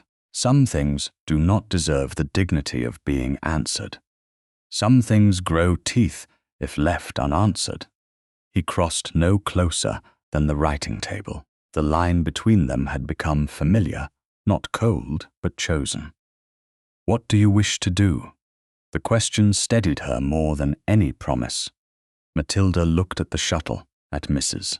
Pell's letter folded beneath the blotter, at the list Mrs. Audley had provided of carriers and storage routes. Lady Wembury's charity workroom meets this afternoon. Gideon's eyes sharpened. That room will not be kind. No, it will be crowded. Those are not different dangers. They are different opportunities. Mrs. Audley's mouth moved as if she might object, then did not. Matilda rose. If I stay home, I become the hidden duchess in the gossip sheet. If I attend, they must decide whether to repeat their cleverness in front of me. Gideon looked down at the paper in his hand, then back at her. I will accompany you, not to speak for me. No, the answer came at once. Then, after a pause, he added, but I may stand where those who wish to harm you can see that you are not undefended. Matilda let that remain between them. A week earlier, such a sentence might have sounded like ownership. Today it sounded like a wall with a gate in it. Very well, she said. The charity workroom occupied the rear of Lady Wembury's townhouse, a long chamber bright with tall windows and righteous purpose. Bolts of plain cloth lay across trestle tables. Baskets of stockings, shirts, and infant caps waited to be sorted for poor families whose names most of the ladies would forget before tea. Needles flashed, tongues moved faster. When Matilda entered, conversation dipped, then resumed in a thinner key. Gideon remained near the doorway. After bowing to their hostess, his dark figure a disruption among pastel gowns and charitable lace caps. He did not dominate the room by movement. He did it by making stillness seem like judgment. Lady Wembury hurried forward. Your Grace, how brave of you to come. I had not understood needlework to require bravery, Matilda replied. How fortunate you do it from principle then, came Ianthe Rowlatt's voice from the central table. She sat beside a basket of cut linen, pale and perfect, as if charitable labor had been arranged to flatter her wrists. Before her lay a folded sheet. Matilda recognized the shape before she saw the words. A copied household valuation. Not the original sheet Gideon had turned face down in the attic. A copy, circulated, selected, weaponized. Ianthe placed one gloved finger upon it. We were just discussing how much confusion can arise when household matters are misunderstood. Such a trying thing for a new bride. Especially, Lady Fenella said from the far side of the table, when sentiment clouds judgment. Matilda had not known her stepmother would be there. The sight sent a cold line through her, but not surprise. Fenella had always known how to arrive before accusation and call it concern. Lord Neville stood near the mantel, speaking with Lady Wembury's brother, his smile carefully, paternal. He looked at Matilda as if she had entered a room where she had been warned not to go. My dear, he said, this is hardly the day for exertion. Then I shall sit. Matilda crossed to the table. The nearest chair remained occupied by a young matron who suddenly found the sewing in her lap fascinating. Gideon took one step from the doorway. The matron stood at once. Matilda sat without thanking him aloud. Ianthe's smile brightened. How composed you are. I admire it. Were I in your place, seeing such private family sacrifices turned into public misunderstanding, I don't know that I could bear it. A misunderstanding usually improves when truth is invited. How wise! Ianthe unfolded the paper. Then perhaps you will help us understand this list. Bridal linen, lace chest, personal effects of the late Lady Carrow, applied toward settlement consideration. It sounds so cold when written plainly. A murmur passed through the workroom. Matilda felt every eye move to her hands. Were they looking for tremor, for shame, for proof that purchased things knew when they had been named? Gideon's face had gone very still. He moved toward the table, not quickly, but with purpose. "Miss Rowlatt," he said, "that paper is not yours to display." "Oh, Your Grace, I believed it already public. One hears so much. One repeats too much." He held out his hand. Ianthe hesitated only long enough to show she had been challenged. Then she gave him the paper with a graceful little shrug. Gideon folded it once and kept it. The action was clean, protective, and wrong. Matilda knew it before the paper disappeared into his coat. Her stomach tightened as if the attic had returned around her. Another hand, taking another record of her life, because he knew better how to manage its danger. He had meant to stop injury. He had also removed the thing by which injury might be proved. Silence filled the space where the paper had been. Gideon looked at her then, and perhaps he saw something in her face, because the certainty in his own shifted. "Matilda," he said quietly. He had not used her given name before witnesses until that moment. It should have warmed her. Instead, it made the hurt sharper. She rose, not quickly, not dramatically. "Your Grace," she said, with equal quiet, "do not make me absent from my own defense." The words passed through the room more effectively than any shout could have done. Gideon's hand closed once over the folded paper inside his coat. Then he bowed his head, not to society, to her. "You are right." Ianthe's eyes gleamed. Fenella's mouth curved. Lord Neville looked relieved too soon. He had mistaken a wound in trust for a victory. Matilda turned back to the table. "Since Miss Rowlatt wished for clarity, I shall offer one small correction." Lady Wembury clutched her needle. "Your Grace, you are under no obligation. I am under an obligation to my mother." That stilled them. Even Ianthe's smile thinned. Matilda reached toward the basket of cut cloth and lifted a narrow strip of plain linen, not because it mattered, but because her hands needed something that was not fear. "The list Miss Rowlatt read includes a completed lace border from my mother's chest." "That is impossible." Lord Neville's gaze sharpened. "You cannot know that. I can. My mother died before she completed it." Fenella gave a soft sigh. Grief distorts memory, not pattern. Matilda looked directly at her stepmother. The border stopped mid-leaf. The last section was pinned in brown paper. There was no finished length to value, sell, or apply toward anything. A new silence entered the room. This one was alert. Lady Wembury leaned forward despite herself.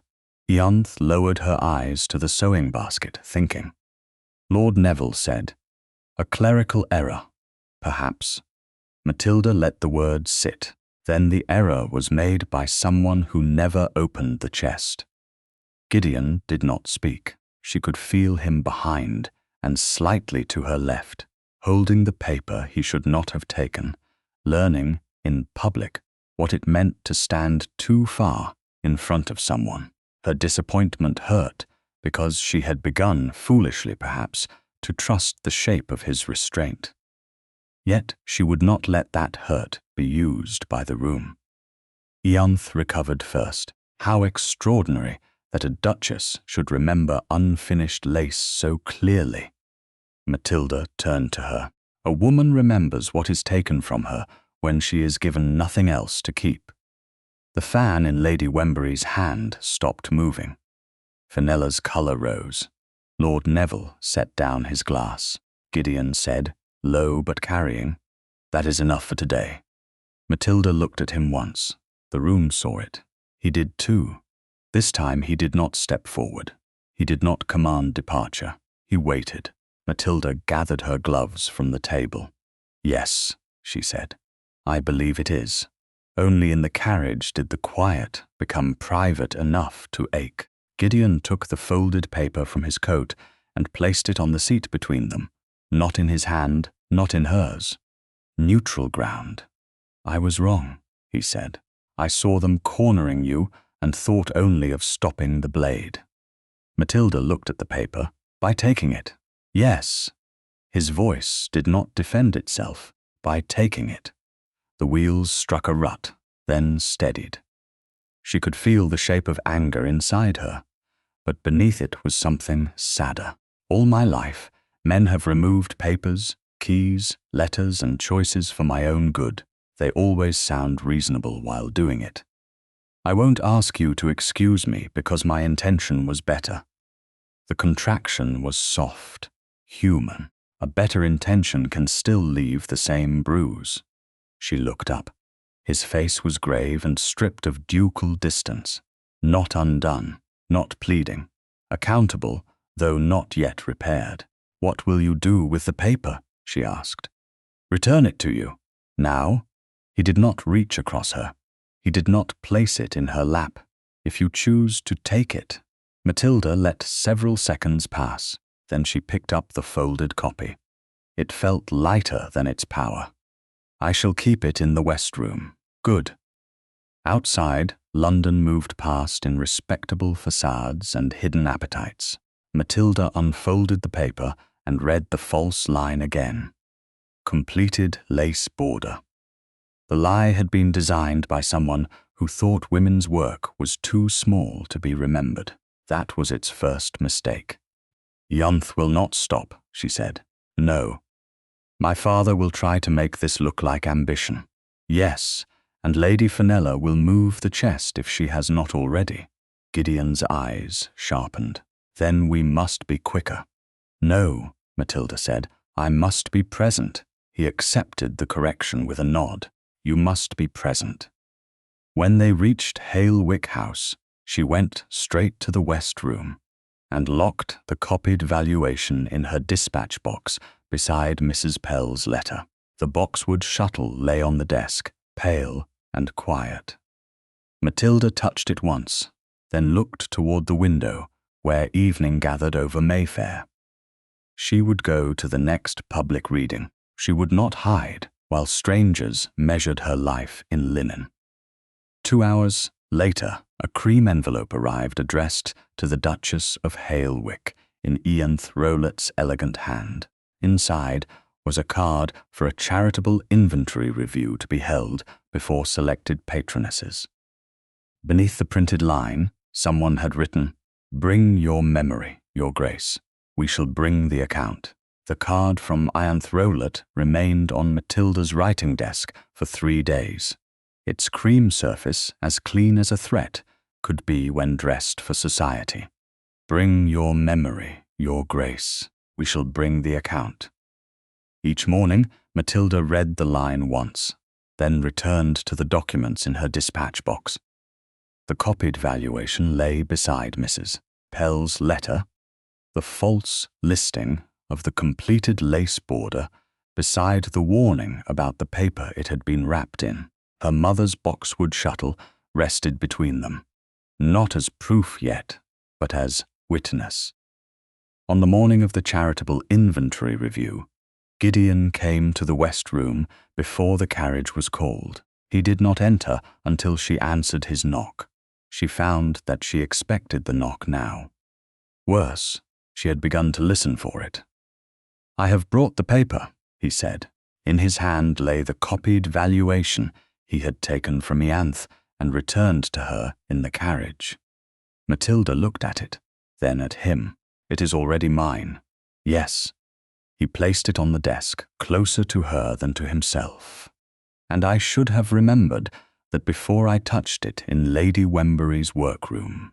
The apology was not grand. It did not beg. That made it harder to dismiss. "You were angry," she said. "I was arrogant. His voice remained steady. Anger explained speed.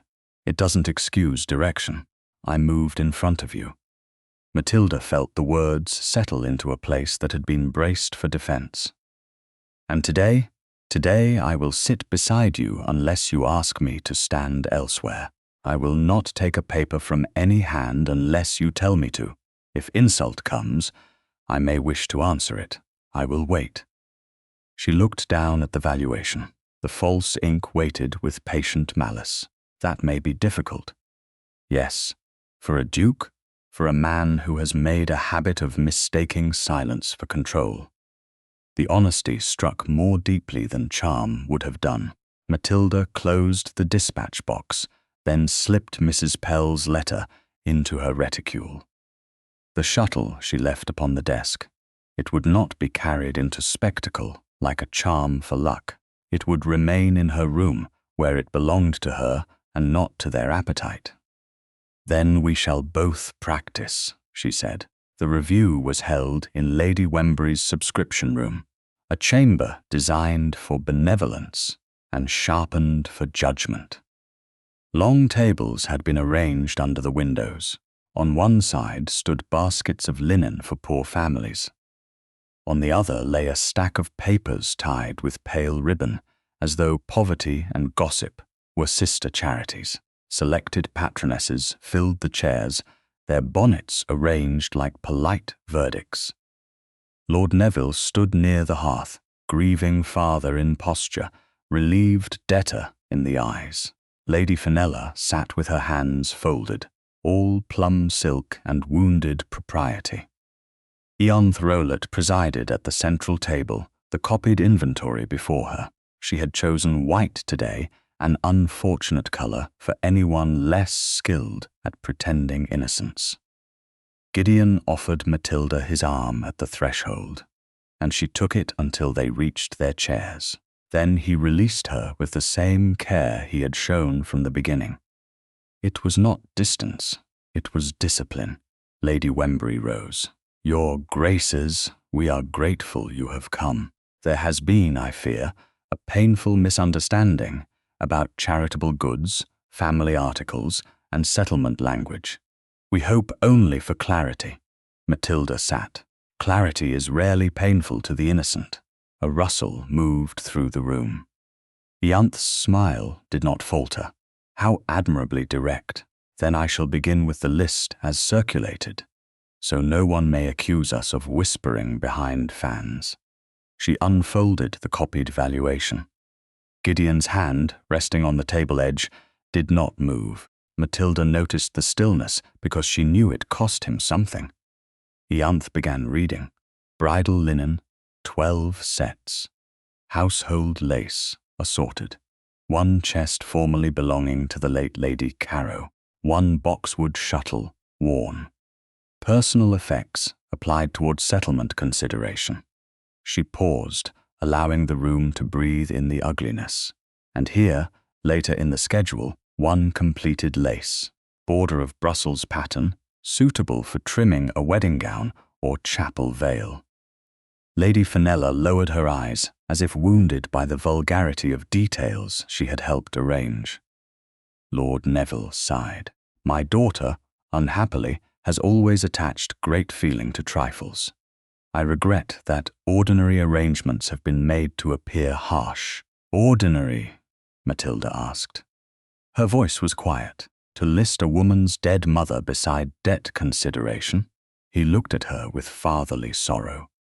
My dear, you benefited from the arrangement. Ianthe turned a page. Indeed, some might say the account made a duchess of her. Gideon's hand shifted, only slightly. His palm turned upward on the table between them, open, uncommanding, visible to anyone who cared to look. He did not reach for her. He did not cover her hand. He simply placed the choice where she could see it. Matilda looked at that hand, broad and still against the polished wood. She remembered the attic, where no one had asked. She remembered the church, where everyone had watched. She remembered the carriage, where he had said he was wrong. Support offered without seizure, strength made available without debt. She placed her gloved hand in his. A murmur passed through the room before anyone could stop it. Gideon's fingers closed lightly, not around hers like a lock, but beneath them like a foundation. Matilda kept her hand there, not hidden under the table, not snatched away from society's appetite, visible, chosen, hers. Since the account is before us, she said, let us read it accurately. Ianth's smile sharpened. Please do. Matilda turned to Lord Neville. If this lace border was sold, why does it still lie unfinished in my mother's chest? The question did what accusation could not. It entered the room and removed the furniture from beneath several people at once. Lady Fenella's face changed first. The loss of colour was brief, but absolute. Lord Neville's eyes moved to her before he remembered not to look. Ianth saw that look. So did three patronesses, Lady Wembury and Gideon. Matilda felt his hand steady beneath hers, but he did not speak. You are mistaken, Neville said. Am I? Grief has made an altar of that chest in your mind. No. Grief made me careless once. It did not make me forget. Matilda drew Mrs. Pell's letter from her reticule and placed it on the table unopened to the room because it was not theirs to read yet. My mother died before that border was completed. The final section stopped mid-leaf, pinned in brown paper. Mrs. Pell remembers it as I do. If the list says it was completed and valued, then the list was made by someone who never saw the chest, or by someone who wished others to believe it had been seen. Lady Fenella recovered with effort. A servant's memory cannot correct a written account. No, Matilda said, but it can tell us where to look. Ianth leaned forward. And where would that be, Your Grace? At the chest. The words were simple. They were also a challenge. Produce my mother's lace chest, and the matter becomes clear. Silence. This time it did not press upon Matilda. It gathered around Fenella. Lady Wembury looked from one face to another. Lady Fenella, the chest remains at Carrow House, does it not? Fenella's smile returned too slowly. Of course, then there is no difficulty, Matilda said. Send for it. Lord Neville spoke sharply. This is absurd. A duke's wife need not parade old linen before patronesses to soothe sentiment. A duke's wife may defend her name when her father allows it to be printed as a price. Gideon's hand tightened once beneath hers. Not to stop her, to answer. Matilda did not look at him, but she felt the message through glove and skin and polished table. I am here. I am waiting. I will not take this from you. Lady Wembury stood, pale with the thrill of discovering that charity had become consequence. Perhaps the chest should indeed be reviewed privately. Publicly enough, Matilda said, for the correction to travel as far as the insult. Ianthe's eyes flashed. How bold! No, Matilda replied, merely present. The room did not recover after that. It rearranged. Women who had come to observe a bought duchess found themselves observing a father who would not meet his daughter's eyes, a stepmother whose composure had cracked at the mention of unfinished lace, and a rival whose elegant trap had caught something she had not expected to expose. Matilda's hand remained in Gideon's until she chose to withdraw it. When she did, he let her go at once. That mattered too. The meeting dissolved under Lady Wembury's strained civility. Cloaks were fetched. Cards were exchanged with false urgency. Neville attempted to approach Matilda, but Gideon stepped beside her, not before her, and the difference was not lost on either of them. We are leaving, Matilda said to her father. Send for the chest. Neville said under his breath, anger finally cracking through. And make yourself ridiculous. Matilda looked at him. No, Papa, I think you already know where it is. His face closed. That was answer enough. At Hale-wick House, the West Room felt changed, though nothing in it had moved. The shuttle still lay on the desk. The dispatch box remained locked. Matilda removed her gloves slowly, feeling the warmth still held in the hand that had rested on Gideon's. He stood near the door, as if uncertain whether presence or absence would better serve her. "You did not speak," she said. "I said I would wait. And did waiting pain you? More than I expected." She almost smiled. Almost. Then we both practiced. A footman's knock interrupted them before the quiet could soften further. He entered with a folded note upon a tray. "From Carrow House, Your Grace. Urgent." Matilda broke the seal. The message was not from Neville. It was from a kitchen maid whose name she barely knew, written in a shaking hand. The lace chest was taken after dark. Lady Fenella said it was sent for cleaning. But no cleaner came to the front. A man with Rowlatt livery waited in the mews. Matilda read the line twice. Then she handed it to Gideon because she chose to. His face hardened as he read. "They have moved it," he said. Matilda looked at the boxwood shuttle on the desk. The first thing returned, the rest now stolen into motion. "Then tomorrow," she said, "we follow the chest." By morning, the note from the kitchen maid had been read so many times that Matilda could have recited the shape of every frightened letter. The lace chest was taken after dark. Lady Fenella said it was sent for cleaning, but no cleaner came to the front. A man with Rowlatt livery waited in the mews. It lay now on the desk in the West Room beside Mrs. Pell's earlier warning and the copied valuation. 3 pieces of paper that did not yet make proof, but had begun to make a path. Gideon stood by the window with his hands clasped behind his back, looking down into the narrow garden, as if the clipped shrubs might arrange themselves into an answer.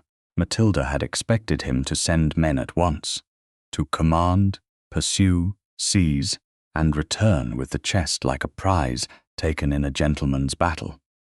Instead, he had asked for the names of every servant, entrance at Carrow House, every carrier used by Lady Fenella, and every linen warehouse near Holborn that handled aristocratic households quietly enough to keep secrets. Then he had given the list to Matilda first. "The note says Rowlatt livery," he said, "not Miss Rowlatt herself. Servants wear what they are told to wear, and sometimes what they are paid to wear." Matilda looked up. "You think the livery may have been borrowed?" "I think someone wished the witness to remember Rowlatt. Yonth has been too pleased with herself not to be involved." "Involved? Yes, but I would rather know whether she holds the thread or merely thinks she does." Matilda touched the folded note. That was the difficulty with lies. They seldom belonged to one hand. Her father had debt. Fenella had the chest. Ianth had society. Somewhere among them, a paper had been cut like lace and made to sell a woman with ink. Gideon turned from the window. "Are you certain you wish to go to Carrow House yourself?" The question was not resistance. It had no cage in it. Still, Matilda heard the care beneath it. "I am certain I do not wish to sit here while other people search the rooms where I learned to be silent." His gaze rested on her face. "Then we go with proper attendance, Mrs. Audley has arranged a maid. My footman will ride behind. We call in daylight. We ask ordinary questions first. And if my father refuses, then he refuses before witnesses." There was a grim satisfaction in that, but not triumph. Gideon did not enjoy the prospect of public fracture. He simply accepted that truth required witnesses because lies had already recruited them. An hour later, the Hale-wick carriage stopped before Carrow House. The brass knocker shone as though nothing unkind had ever passed beneath it. Matilda stepped down without assistance, then waited as Gideon followed. The front door opened too quickly. That meant they had been seen from the window. Lady Fenella received them in the drawing room with the composed irritation of a woman interrupted while hiding evidence. "My dear Matilda," she said, "how unexpected. Newly married women are not usually so eager to return home." "Homesick brides are sentimental," Matilda replied. "Curious ones are inconvenient." Gideon's mouth did not move, but she felt his attention warm beside her. Lord Neville entered moments later, fastening one cuff. The gesture of a man pretending haste had been caused by business rather than alarm. "Your Grace," he said to Gideon, "had you sent word, we might have spared you the trouble. Trouble often increases when announced." Gideon bowed with exact courtesy. "We have come about Lady Carrow's lace chest." Fenella sighed. "Again this obsession. It has been sent for cleaning." "To whom?" Matilda asked. "A respectable woman known to my maid. Her name? I do not burden myself with tradespeople's names. But you burden yourself with sending my mother's chest to them after dark."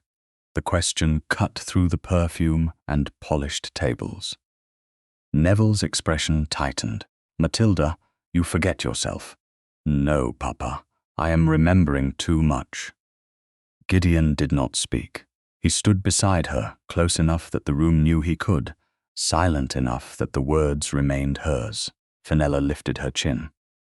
"If you doubt me, you may inspect the attic. You will find it gone, as I said." "I should like to inspect it," Matilda said. The request startled them. Gideon looked at her once, then nodded to the footman waiting by the door. "Mrs. Audley's maid will accompany her Grace. So will I, if permitted." "Surely," Neville said too quickly. "There is no need for His Grace to climb attic stairs.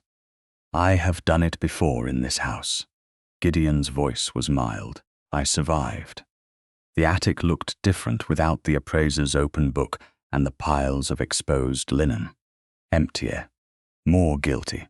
The largest trunk remained near the sloped wall, but the space where the lace chest had stood showed a clear rectangle in the dust. Matilda stared at it. Absence had a shape. She knelt before anyone could stop her and ran her gloved fingers along the boards. Fenella's maid, not the one from the carriage step, but an older woman with a pinched mouth, made a small, disapproving sound. Matilda ignored it. "Your gown," Lady Fenella said from the doorway, "will be filthy. Dust is more honest than polish." Gideon remained near the stairs, giving her room. That, too, was a form of trust. Matilda looked beneath the neighboring trunk. Nothing behind a folded carpet. Nothing. Then she noticed a board near the wall, not loose exactly, but dark at one edge where something had been pried and replaced badly.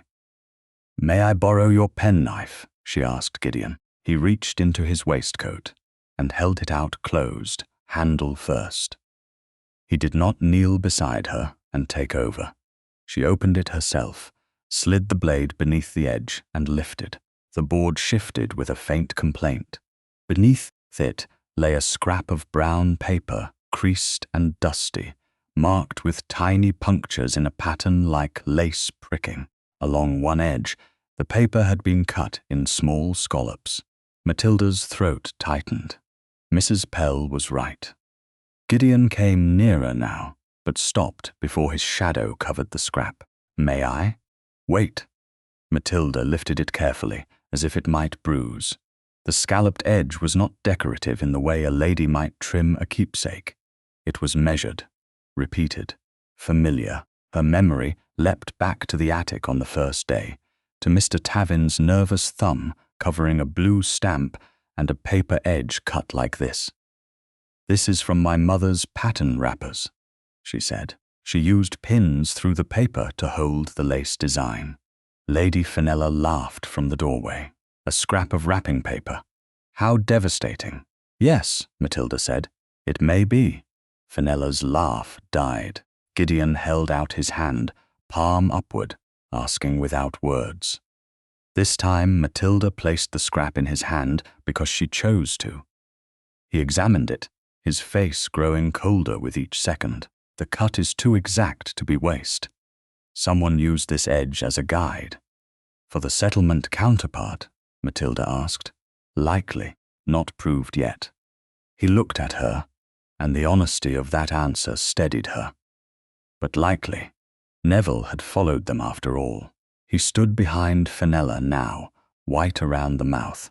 This is absurd. Lace paper cannot alter a marriage settlement. No, Gideon said, but it can tell us who handled a false one. Matilda looked toward the empty rectangle in the dust. Where is Mrs. Pell? Fenella's eyes flickered. Below stairs, I assume. Then I wish to see her. You are no longer mistress here. Matilda rose with the brown paper scrap now folded inside Gideon's hand for safekeeping. No, I am a guest with questions and a duchess with a carriage outside. Mrs. Pell was found in the old sewing room where she had been mending napkins no one valued enough to sell. The moment she saw Matilda, her eyes filled, but she did not cry. Old servants learned the economy of tears. Gideon remained by the door with the footman, allowing Matilda and Mrs. Pell the table by the window. They moved it after supper, Mrs. Pell whispered, not to the front. Through the mews, I saw the hinge when they carried it. Warped brass, same as ever. The man wore Rowlett colours, but his boots had Holborn clay. Warehouse clay, not Mayfair mud. Matilda took her hand. No one stopped her. Do you know which warehouse? I heard Mrs. Baines say linen went through Ketter's Lane when Lady Fenella wanted no household bill marked. Gideon's gaze sharpened. Ketter's Lane is used by several storage brokers. Mrs. Pell looked frightened by having said so much. I don't want trouble for the girl who wrote. Nor do I, Matilda said. No frightened servant will be left to pay for our questions. Gideon spoke from the doorway. Mrs. Pell, Hale-wick House, has need of a woman who understands linen, household memory, and silence kept for honourable reasons. If you wish to leave Carrow House, a place will be made for you. Mrs. Pell looked at Matilda, not at the Duke. That mattered. Matilda nodded. Only if you choose it. The old woman's mouth trembled. Then I choose it, Your Grace. On the drive back to Hale-wick House, the brown paper scrap lay between Matilda and Gideon on the carriage seat, carefully wrapped in a clean handkerchief. The day had given them a clue, a witness, and a route, but not the chest. Outside, London thickened into afternoon traffic, delivery carts and carriages pressing through streets that kept everyone's secrets for a fee. Gideon looked out at the passing shops. My first wife, he said suddenly, was younger than you when she came to Hale-wick. She had been trained to agree before she understood what was asked. Matilda turned toward him. He did not look at her yet. I thought giving her comfort was kindness, rooms, jewels, quiet, but I did not ask what freedom would have sounded like to her. By the time I learned the question, there was no one left to answer. The confession entered the carriage softly and sat there without demanding pity. Matilda thought of the shawl folded across the seat beside her. The day had turned cold. Gideon saw her glance at it. But he did not lift it and wrap it around her shoulders. He only placed it nearer, within reach. The choice was so small that it nearly broke her. She drew the shawl around herself. You are asking now, she said. His eyes met hers then. I am trying. Then keep trying. I have no wish to be another room you furnish beautifully and never enter honestly. No, he said. You deserve doors that open because you choose them. She looked down at the wrapped scrap. The paper had survived under an attic board because someone careless had hidden it badly. Her mother's work had left a pattern the liars had not understood. I want truth, Matilda said. Not revenge. Gideon's face was grave. Truth will feel like revenge to those who profited from the lie. At Hale-wick House, a note waited on a salver addressed to Gideon in a slim, elegant hand Matilda recognized before he broke the seal. Ianthe Rowlett's words were brief. I can return the chest if you will leave your Duchess out of the matter. Matilda read it once after Gideon handed it to her without hesitation. The paper did not shake in her hand. She thinks I am the price again, Matilda said. Gideon's voice was very quiet. Then she has not been listening. The note lay between them with all the elegance of a trap. Matilda read it a second time, not because the words were difficult, but because insult sometimes wore perfume so skillfully that one had to look twice to see the blade. I can return the chest if you will leave your Duchess out of the matter. She has chosen her ground, Gideon said. No, Matilda replied, folding the note along its original crease. She has chosen mine and invited you to stand on it without me. He looked at her then, and for a moment the old severity of his face broke into something rawer. I will not bargain you away. Then do not bargain at all without me. The words hung there. She had meant them plainly. She believed he had heard them plainly. Yet by the next afternoon, when Mrs. Audley brought word that His Grace had gone out with Mr. Latham, his solicitor, and would return before dinner, Matilda felt the first cold thread of suspicion pull through her calm. He had left a note of his own on the West Room desk. It said only that he intended to verify a route connected to Ketter's Lane and spare her a useless errand through warehouse dirt and gossip. Spare her. The phrase looked harmless until one turned it toward the light. She stood with the paper in her hand, the boxwood shuttle, beside her inkstand, and knew with a clarity that made her almost tired that he had gone to meet Ianthe. Not alone, perhaps, not dishonorably, perhaps, not foolishly by the rules men used for themselves, but without her. Gideon Staveley, Duke of Hale-wick, had taken one step too far in front of her and called it protection. Matilda did not weep. She rang for her bonnet. By the time Gideon returned near dusk, Hale-wick House had settled into the grey hour when lamps waited to be lit and mirrors began to hold more shadow than reflection. A footman carried in a narrow chest bound in dark leather, not the old carved lace chest from Carrow House, but something made to resemble respectable storage. Gideon's face was set. Mr. Latham followed him, anxious and ink-stained, carrying a memorandum case. Matilda waited in the West Room with Mrs. Audley present at the open door. The boxwood shuttle lay on the desk. Beside it were Mrs. Pell's letter, the copied valuation, the brown scalloped scrap wrapped in a handkerchief, and Ianthe's original note. Gideon stopped when he saw the arrangement. Matilda. Her name sounded different when a man knew he had earned judgment. Did you meet Miss Rowlett? She asked. Yes, with Mr. Latham. He remained within sight. How proper. Her voice did not rise. That was why Mr. Latham looked so uncomfortable. Anger shouted when it wished to be dismissed. Quiet made witnesses nervous. Gideon removed his hat and gloves, then placed them aside with deliberate care. I meant to retrieve the chest before she could move it again.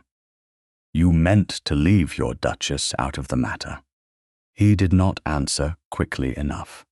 That was answer enough. Matilda turned to the leather chest. Open it. Mr. Latham glanced toward Gideon. Gideon said, Her Grace gave the instruction. The solicitor flushed and opened the straps. Inside lay folded lace, wrapped in fresh brown paper, a few yellowed linen bands, and a boxwood bobbin that had been rubbed with ash to look older than it was. Matilda knew before touching any of it. The smell was wrong. Her mother's chest had carried lavender, cedar, and the faint dry scent of old paper.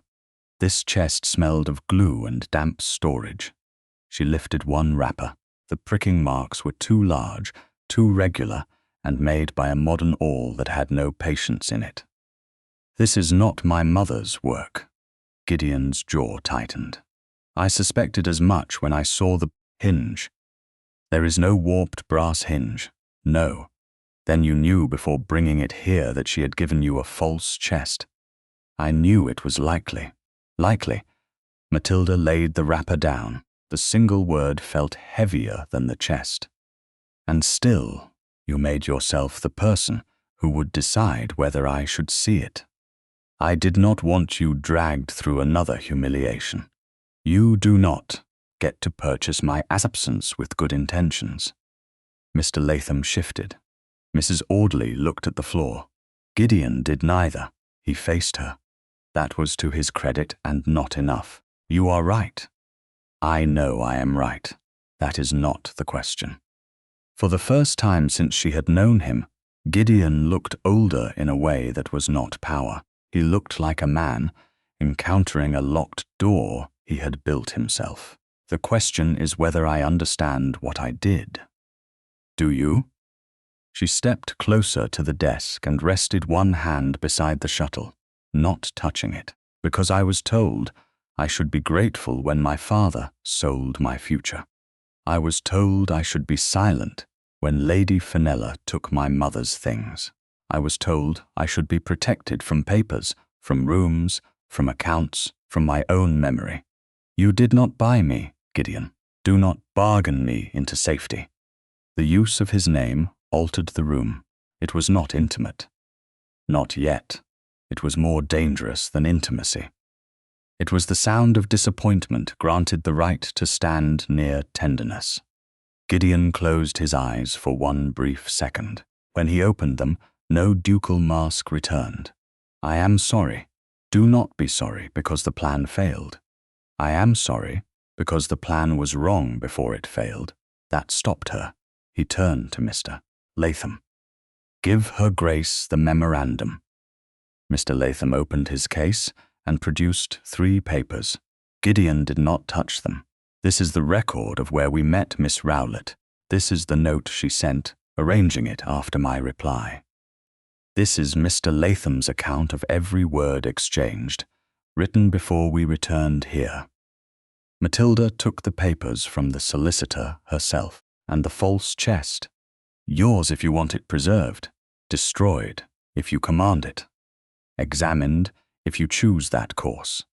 Not if you choose," his voice roughened, though it remained low, "not if I choose." Matilda looked at the memorandum. It recorded a private room at a milliner's warehouse near Ketter's Lane, Ian arriving veiled, a servant waiting below in Rowlett livery.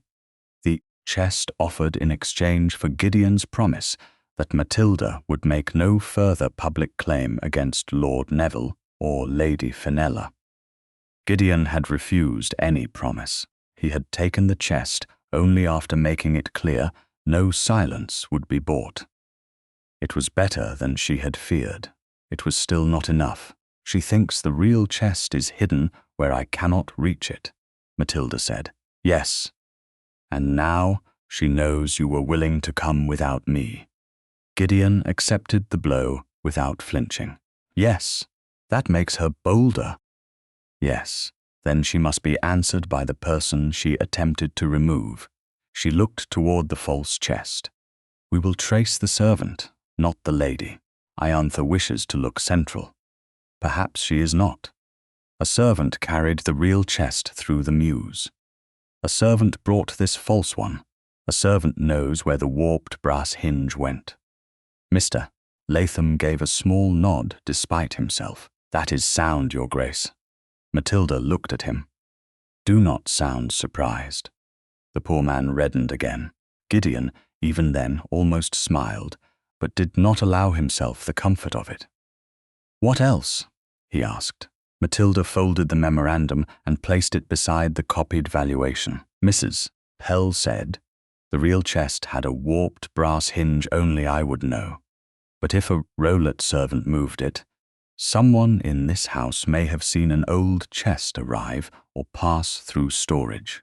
Hale-wick House has old service wings, unused linen rooms, places where no guest would look because no gentleman remembers household geography.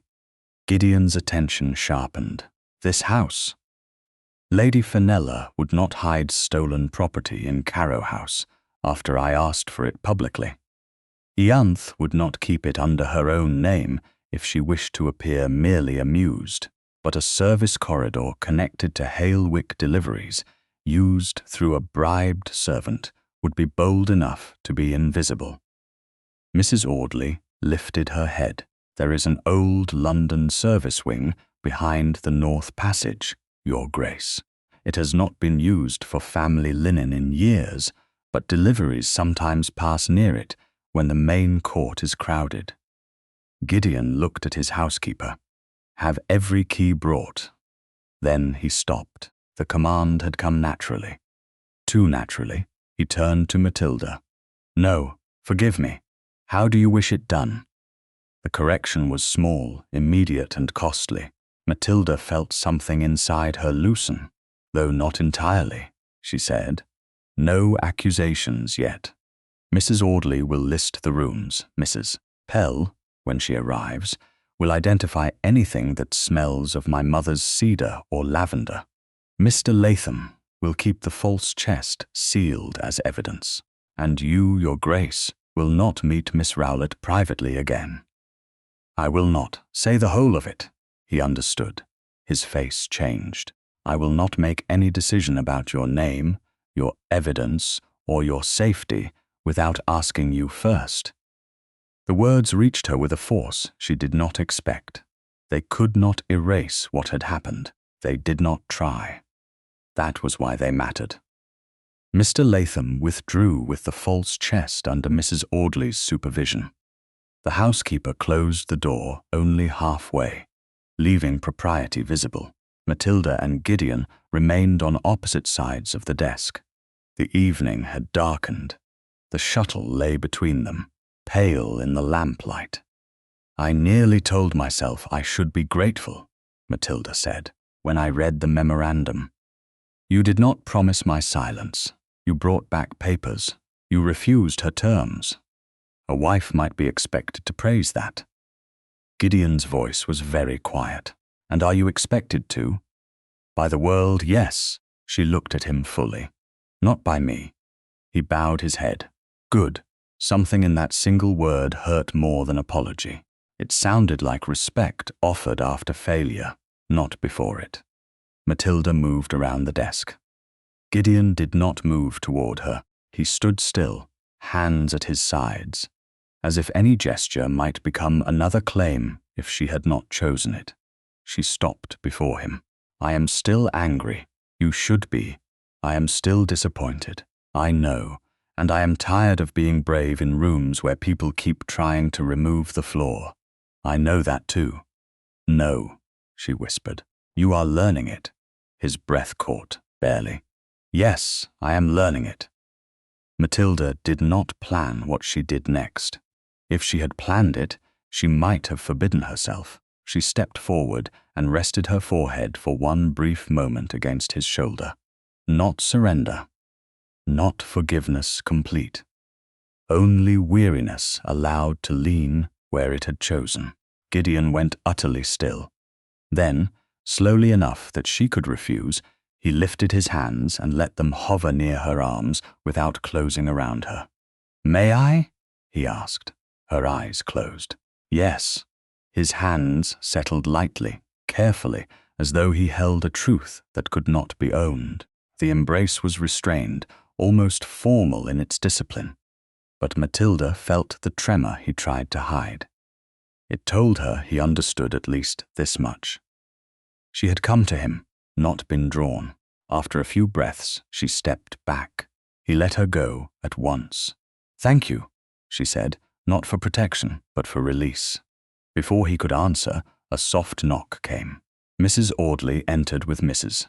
Pell beside her, wrapped in a plain cloak, and looking both frightened and determined. The old woman curtsied, then looked at the false chest on the table beyond the door and shook her head immediately. "That is not hers." Matilda's pulse quickened. "How do you know, Mrs.?" Pell lifted her chin. "Because my lady's chest had a warped brass hinge, Your Grace, and because I remembered something on the way here. Years ago, when the hinge first bent, Lady Carrow said no thief would mistake it, for it complained whenever opened. If it is in this house, we shall hear it before we see it." Matilda looked at Gideon. He did not speak for her. He simply stood beside her, waiting. This time, truly waiting. "Then," Matilda said, "we listen." Mrs. Pell's words changed the search from pursuit into listening. Hale-wick House had many silent rooms, but by midnight, Matilda understood that silence was not emptiness. Silence held floorboards that remembered weight, locks that disliked new keys, hinges that complained when disturbed after years of neglect. Mrs. Audley brought the ring of old service keys herself, not to Gideon, but to Matilda, and laid them on the West Room desk beside the boxwood shuttle, as if returning a small government to its proper ruler. Mr. Latham sealed the false chest in the library with red tape and his own signature, witnessed by Mrs. Audley. Gideon did not command the order of rooms to be searched. He stood with a shaded lamp in his hand and waited while Matilda, Mrs. Pell, and the housekeeper studied the old household plan. The North Passage had once connected deliveries from the rear court to a disused linen room beyond the service wing. Mrs. Audley said no family linen had been kept there since the late Duchess's time. Mrs. Pell, who had been drinking tea to steady herself, looked up at that. "Old houses keep what the living forget," she said. Matilda folded the plan. "Then we begin there." They did not go in a crowd. Crowds ruined traces. Mrs. Audley led with keys. Gideon carried the lamp. Matilda walked beside Mrs. Pell, who held the stair rail but did not lean on anyone's arm. The North Passage smelled of cold stone, beeswax, and the faint mineral damp of unused parts of London houses that had never quite forgiven their foundations. Their footsteps softened as carpets gave way to bare boards. At the first storage door, Mrs. Audley tried one key, then another. Inside were broken curtain poles and empty hat boxes. The second room held rolled drugget and a stack of chipped washstands. The third would not open until Gideon shifted the lamp and Matilda noticed a smear near the lock, dark against the brass. "Not dust," she said. Mrs. Audley bent close. "Oil." Gideon's face hardened, recently applied. Matilda held out her hand for the key ring. Mrs. Audley gave it without hesitation. The fourth key resisted, then turned. From within came a faint sound not loud enough for triumph, only a tired metallic protest. Mrs. Pell inhaled sharply. "That hinge," she whispered. "My lady used to laugh at it." Matilda pushed the door open.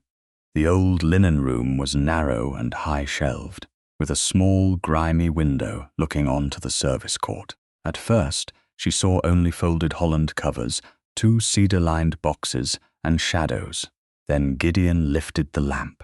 Beneath the lowest shelf, half covered by a grey cloth, sat a chest of dark wood, with brass corners and a warped hinge bent upward, like a finger that had once been injured and never straightened. Matilda did not move. The chest should have brought relief. Instead, it brought her mother back so suddenly that breath became work. She saw slender hands smoothing lace paper, heard the soft complaint of that hinge in a nursery afternoon, smelled lavender and cedar, felt herself 6 years old, dropping the shuttle and being forgiven. "Your Grace?" Mrs. Pell said softly. Matilda crossed the room and knelt. Her fingers found the brass hinge. It was real, not memory pretending, not a false chest staged by Ianthe. Real. "This is hers," she said. Gideon came no closer until she looked back at him. "May I set the lamp here?" he asked. "Yes." He placed it on an upturned crate, then stepped away again. The restraint nearly undid her. He had learned. Not perfectly, not painlessly, but here, before the object everyone had tried to take, he made no claim upon discovery. Mrs. Audley passed Matilda the key that fit the chest, found tied beneath the handle with a strip of coarse twine. "Likely left by whoever hid it," the housekeeper said. "They expected to return." "They will," Matilda said. "Not to an empty room." She turned the key. The warped hinge complained, just as Mrs. Pell had promised. Inside lay folded linen, bundles of lace wrapped in brown paper, a shallow tray of bone pins, and beneath them a packet tied with faded blue thread. Matilda did not reach for the prettiest lace. She remembered Mrs. Pell's warning. Look not at the lace itself, but at the paper it was wrapped in. She lifted the first wrapper. Tiny pricking marks ran along the surface, each one placed for thread, pattern, patience. Along one edge, the paper was cut in the same measured scallops as the scrap found beneath the attic board. Gideon leaned forward, but did not touch. "That matches." "Not enough," Matilda said. Her voice sounded steadier than her hands felt. She opened the blue thread packet. Within it lay several notes in her mother's hand, lists of lace patterns, dates, and household uses.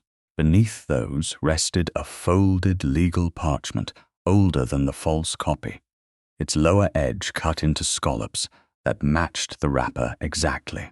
A blue stamp marked one corner, its date clear in the lamplight. Matilda stared at it. "What is it?" Mrs. Audley whispered. "Mr. Latham was sent for at once, roused from the library, and brought through the service passage with ink on his cuff and professional dignity barely covering excitement. He examined the parchment on a clean linen cloth while Matilda stood beside him. Gideon remained opposite her, the lamp between them. "This is an original counterpart," Mr. Latham said at last, "or part of one. See here." The edge was cut deliberately so the matching half could be verified, a common enough precaution in older indentures, though this pattern is unusually elaborate. "Using my mother's lace paper," Matilda said. "So it appears." Mr. Latham compared the recovered parchment with the false counterpart Gideon had ordered brought under seal from the library. The false edge pretended to match.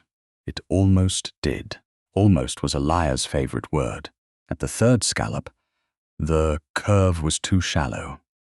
At the fifth, a point failed to meet. At the seventh, the paper dipped where the original rose. They copied the idea, not the exact cut, Matilda said, because they thought no one would know the pattern. Gideon's voice was low, because they thought women's work left no record worth reading. Mr. Latham adjusted his spectacles and pointed to the false stamp. "And here is worse for them. The stamp on this false copy is dated after the supposed agreement your father described. It cannot be the instrument he claimed governed the debt before your marriage." The room seemed to draw one long breath. Matilda placed one hand on the chest. The wood felt cool and steady beneath her palm. "Then they made the account after deciding I would pay it. No one corrected her. No one softened it." She was grateful for that. Gideon looked at her across the lamp. In his eyes she saw anger, yes, but also something deeper and more careful. Not victory, reverence, as if he understood that this proof belonged first to the woman whose life had been counted in it. "You have done what rank could not do," he said. "You made the lie visible." Matilda looked down at her mother's notes, at the wrappers, at the scalloped edge cut from domestic patience and turned into fraud by careless men and ambitious women. "My mother did," she said. "I only remembered where to look." Memory can be courage. The words were soft enough that Mrs. Audley looked away, suddenly busy with the chest. Mrs. Pell dabbed once at her eye and pretended it was dust. Mr. Latham cleared his throat with great respect. Your Grace, with your permission, I recommend a controlled gathering. Not a court. Not yet. Witnesses sufficient for social correction and legal preparation. The false counterpart, the true edge, the stamp date, the wrappers, and the inventory together will be difficult to explain innocently. Good, Matilda said, but it will be my explanation. Gideon answered before anyone else. Yes. Mr. Latham began wrapping the evidence. Matilda stopped him before he tied the blue thread packet. She took out one of her mother's notes and read the small line written near the bottom. Pattern unfinished. Keep with shuttle. She smiled then, not with happiness, but with recognition. The shuttle belongs with this. Gideon's gaze shifted toward her. It is in the West Room. I know. The thought of it waiting there, returned before the proof had been found, made the night seem suddenly circular, as if the wedding gift had been the first opened gate on a path her mother had marked years before. The evidence was secured. Mrs.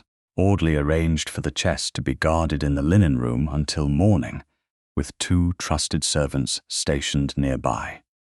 Mr. Latham took the false counterpart back under seal. Mrs.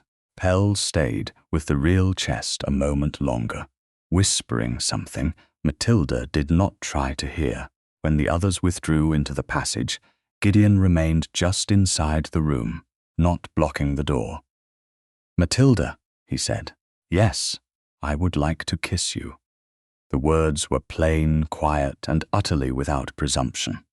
Her breath caught, not from fear, from the shock of being asked so directly after a life of being managed indirectly. You ask now, especially now. His face was grave. Not because you are grateful, not because I helped, not because this house or the law says I may. Only if you want it. Matilda felt the night settle around them, the recovered chest behind her, the lamp burning between old pain and new choice. She thought of the attic, the church, the closed door, the offered hand, the mistake, the apology, the embrace she had chosen, and this man standing still enough to let her answer be real. She stepped closer. Yes, she said, I want it. Gideon did not move until she had crossed the last small distance herself. Then he bent his head and kissed her gently. It was not a claim.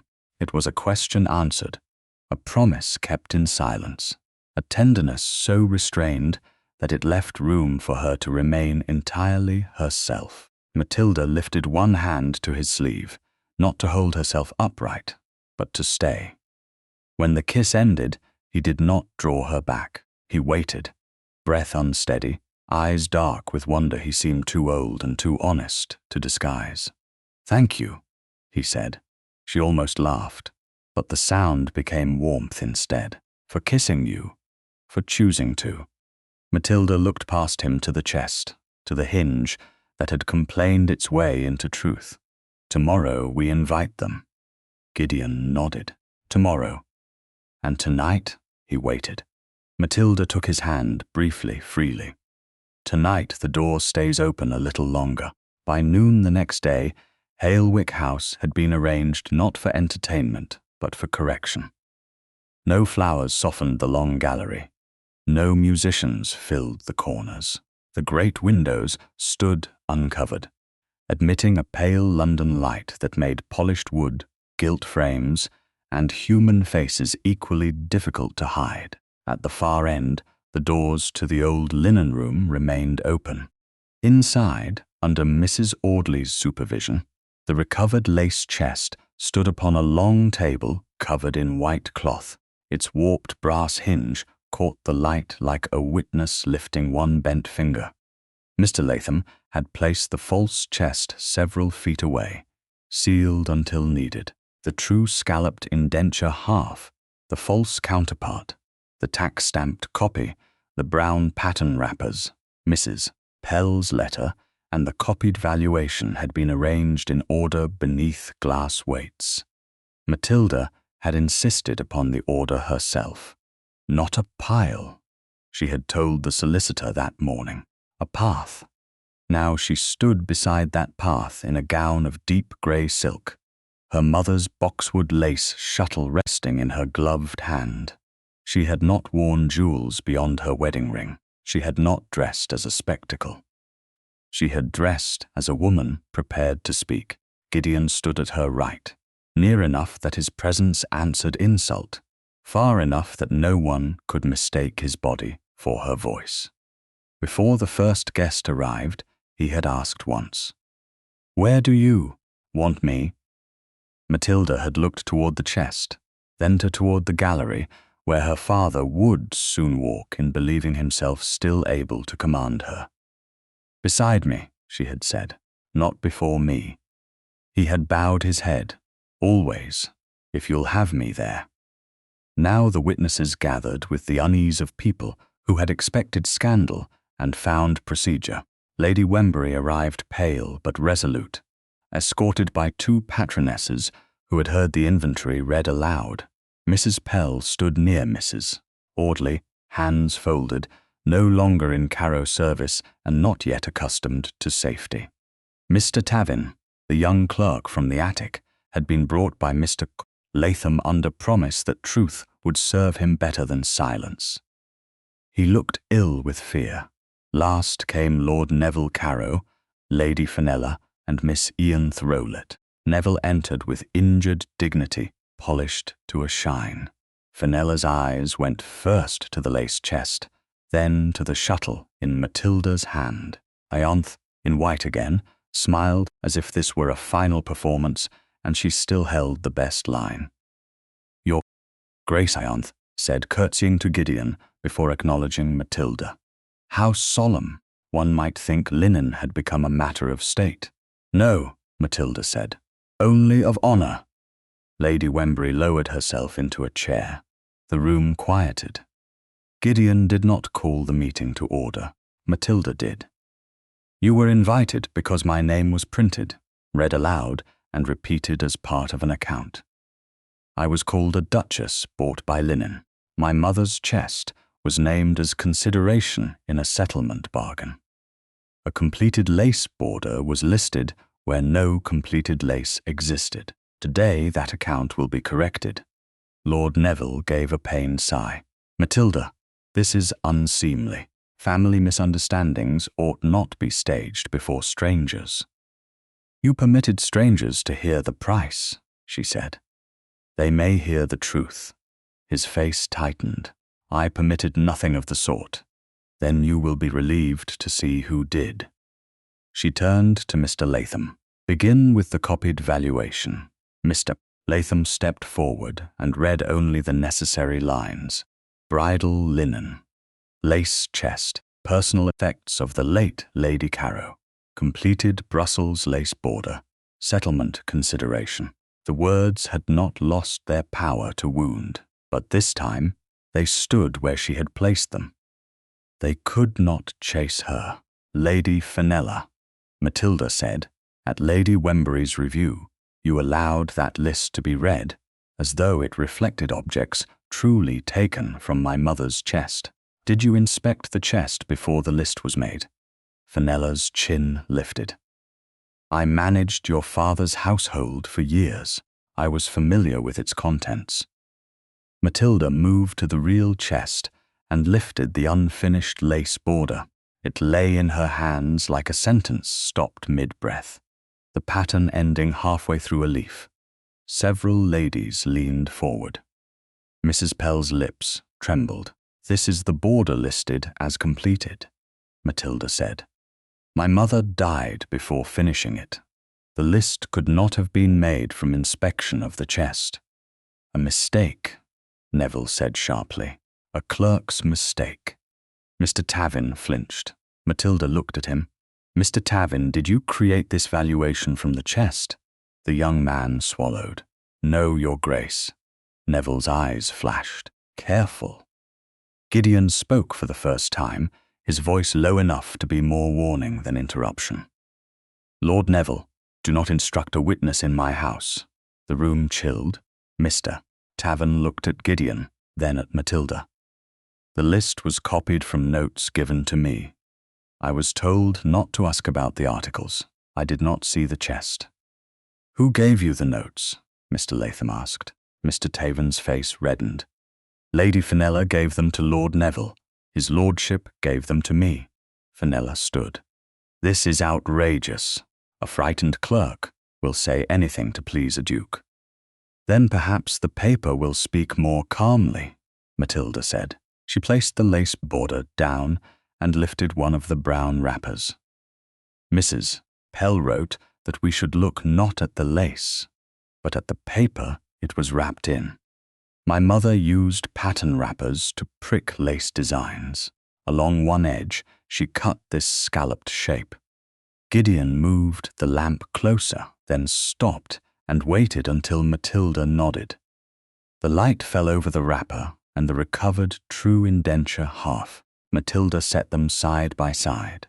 The scallops matched with exactness too delicate for chance. Curve to curve, point to point, the room made a small collective sound, the kind society produced when manners failed before proof. "This original counterpart was found in my mother's chest," Matilda said. "The same chest removed from Carrow House after I asked publicly to see it. The same chest later hidden in the old service wing of Hale-wick House through a bribed delivery route." Ianthe laughed softly. "Hidden in your own house? How convenient." "Very," Matilda replied, "for the person who thought no lady would search an unused linen room." Mrs. Audley stepped forward with a household delivery page. A cart entered the rear court on the evening in question under a linen delivery docket.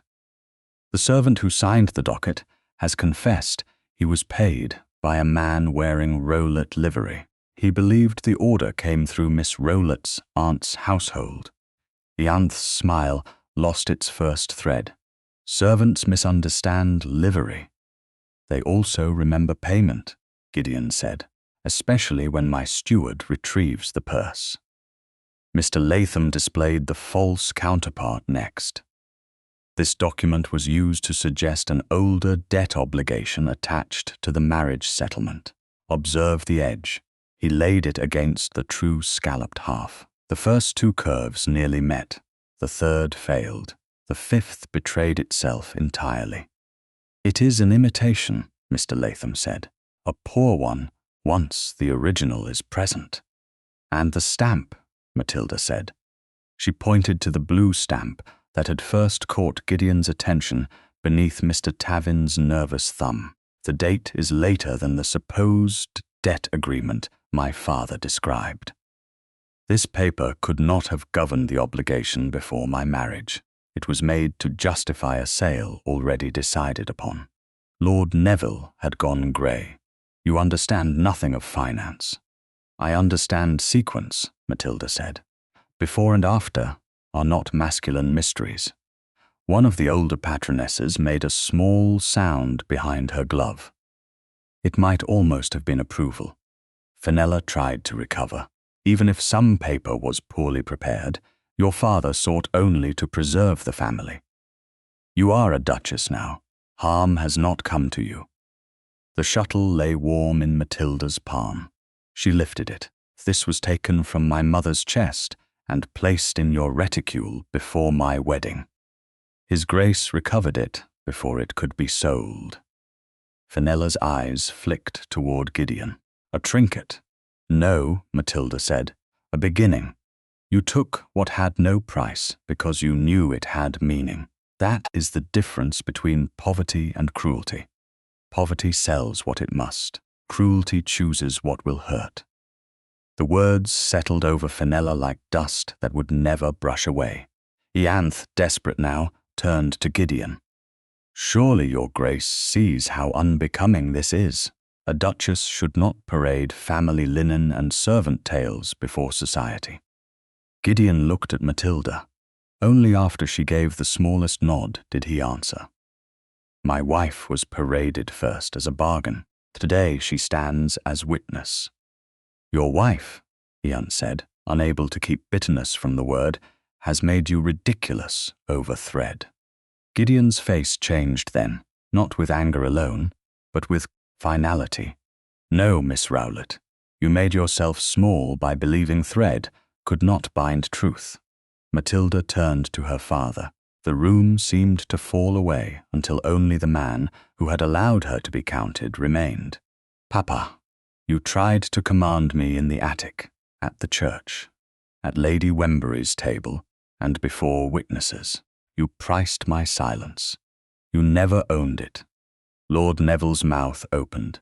No words came that could survive the evidence. Mr. Latham stepped in with the practical mercy of consequence. Creditors would be informed that the disputed obligation was fraudulent. Copies would go to the proper solicitors.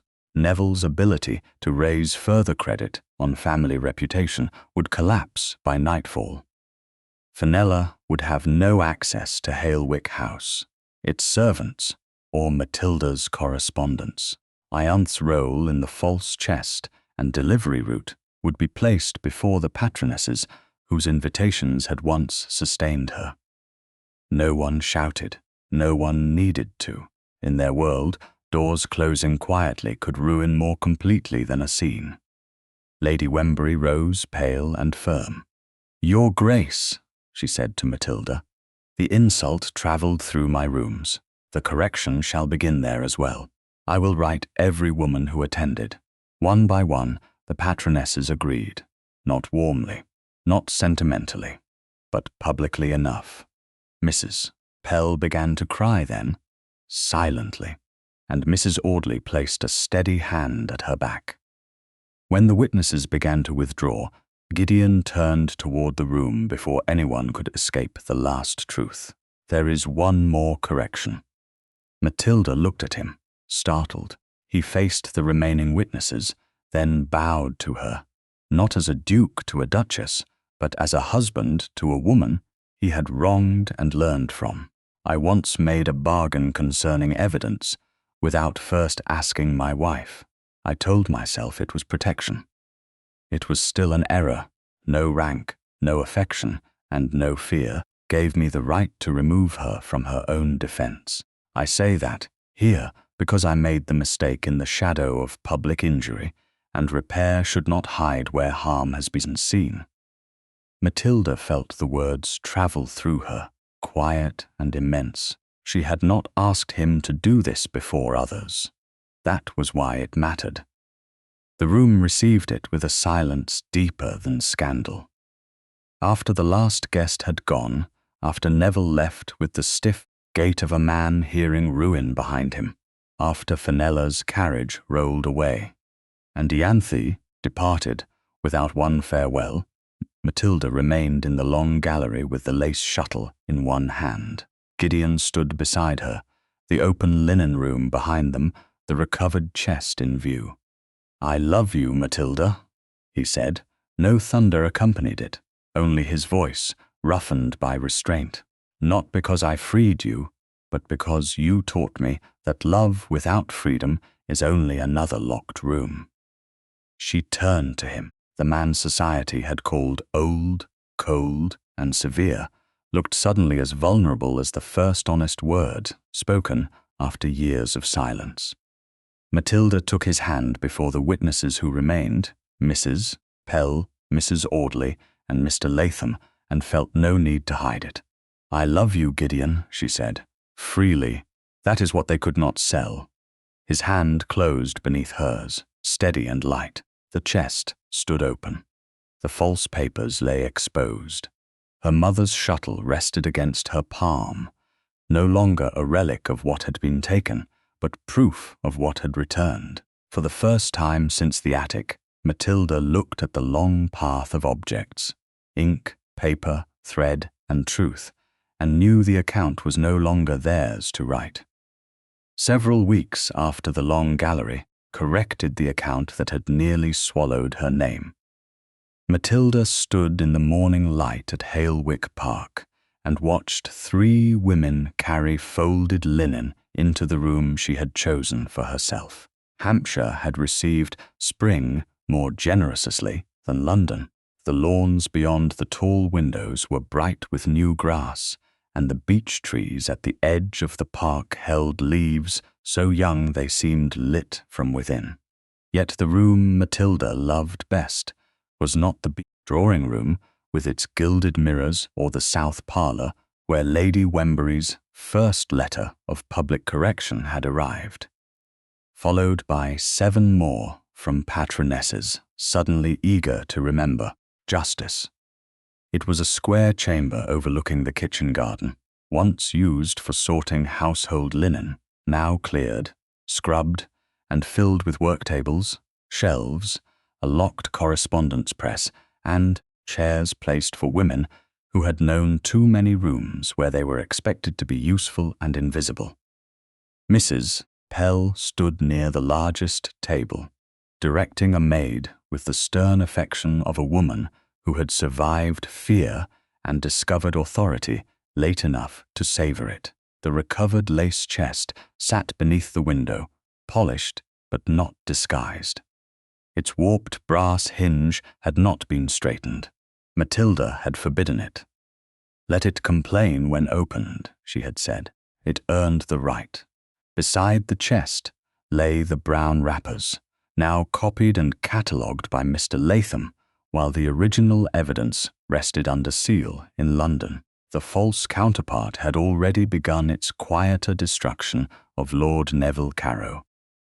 No dramatic imprisonment had followed, no vulgar public collapse.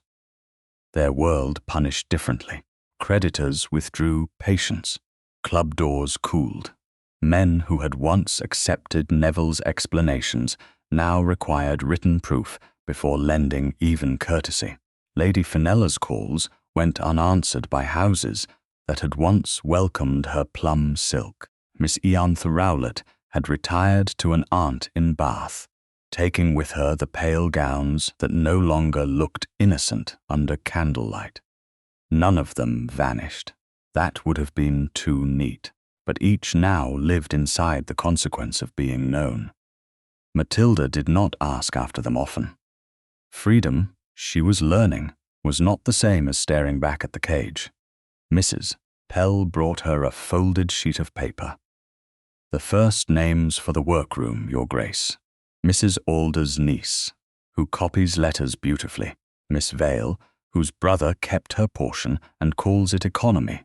And a widow from Alton who can mend lace finer than any London shop, if she has spectacles and decent light. Matilda read the names. Then she shall have both. Mrs. Pell's eyes softened. Your mother would have liked this. The words did not pierce as they once might have done. They entered gently, found a place, and stayed. I hope so. She used to say women's work remembered what men forgot. Matilda touched the edge of the lace chest. Then we shall help it remember aloud. Footsteps paused at the open door. Mrs. Pell glanced up, curtsied, and left with the tact of an old servant who had become in safety a friend. Gideon stood on the threshold, tall and grave in a dark coat that could not quite conceal the country ease beginning to loosen him. He had been at Hale-wick Park for 3 weeks. Yet the servants still seemed surprised each time their Duke walked the corridors without carrying old winter around him. He had not become young. Matilda would not have wanted that. His age was part of him, as her years were part of her, but the severity around his mouth had softened into something more human, and sometimes, when he thought no one heard, he laughed at dry remarks made by the steward's wife or Mrs. Audley's letters from London. Mrs. Pell says, "You have renamed the room twice this morning," he said. Matilda set the list down, only because people keep suggesting names that sound like charity. It is charity. No, it is a room where women may preserve their work, write their letters, earn discreetly if needed, and have their words reach the right hands without passing through the wrong ones. Then not charity. He entered when she smiled permission. Infrastructure. Matilda looked at him with amusement. Only you could make kindness sound like a bridge specification. Bridges are excellent things. They prevent drowning while allowing people to cross by choice. A very ducal defense. A very married one, perhaps. The word married no longer closed around her. It opened. Gideon came to stand beside the table, not touching the lace chest until she nodded. His fingers rested lightly near the warped hinge. What do you wish this room to become, Matilda? Not what it can do for my estate or our reputation. What do you want? There it was again. The question that had changed shape from courtesy to devotion, because he kept asking it and kept waiting for the answer. Matilda looked around the chamber. Work tables, shelves, lockable press, windows, names on a list, the chest that had once been evidence and was now inheritance. A lace and letter room, she said, a place where women's work and women's words are preserved together. If a gentlewoman has a pattern to sell, a letter to send, a reference to secure, or a paper she needs witnessed before someone stronger steals it, she may begin here. Gideon's face grew still in the way it did when feeling moved beneath discipline. Then it shall be that. Not because I am Duchess, because you are Matilda. The title merely gives the door a louder hinge. She laughed then, softly, and the sound seemed to startle him with pleasure. The room quieted around them. Outside, a gardener called to a boy near the herb beds. Somewhere below, a dog barked once, then thought better of it. Matilda took the boxwood lace shuttle from the table drawer where she had placed it that morning. It looked smaller at Hale-wick Park than it had on the wedding night. Perhaps because fear no longer enlarged everything it touched. Do you remember what you gave me that first night? She asked. A door, I hope. A shuttle. I thought it was the shuttle. No, she said. The shuttle was proof that the door was real. Gideon looked down at the worn boxwood. I feared that night that I was too old to be anything but useful to you. The confession came without self-pity. That made it tender. Matilda turned the shuttle in her fingers. I feared I had been made too careful to be anything but grateful. His gaze lifted to hers. And now I am not grateful for love, as if it were bread thrown through bars.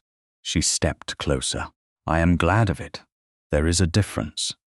Gideon took that in as if she had placed something breakable in his hands. I am still afraid sometimes, he said, that I will command when I mean to ask, that I will build a safe room and forget to leave you the key. Then I will remind you. Will you tire of reminding me? Not if you keep listening. I will. The simplicity of it moved her. No theatrical vow. No speech for witnesses. Just an old duke in a sunlit room promising the daily work of love. Matilda placed the boxwood shuttle across both their palms, her hand beneath, his above, but not enclosing. Then she shifted, turning his hand gently so the shuttle rested between them equally. He understood and let the correction become part of the touch. Like this, she said. His thumb brushed the edge of the shuttle, then stilled. Like this. She rose on her toes before he could ask and kissed him. It was gentle, brief, and chosen with the ease that had once seemed impossible.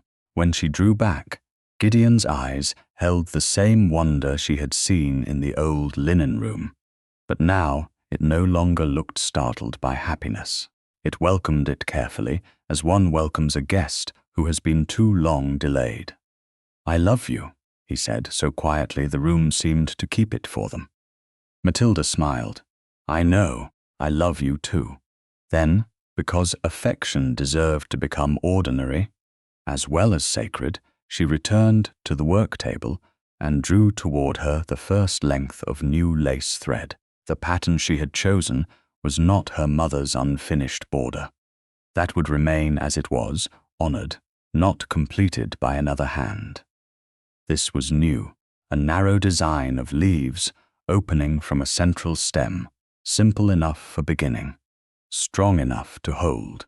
Gideon stood beside her while she set the thread, placed the shuttle, and made the first movement. It caught, then slipped free. Mrs. Pell appeared in the doorway with two young women behind her and stopped when she saw them. Matilda did not hide the shuttle. She did not step away from Gideon. She only bent her head over the thread and tied the first knot herself. The boxwood moved through her fingers, worn smooth by her mother, returned by her husband, and claimed now by her own hand. Sunlight crossed the table, bright on linen, paper, and the small new knot no one else had chosen for her.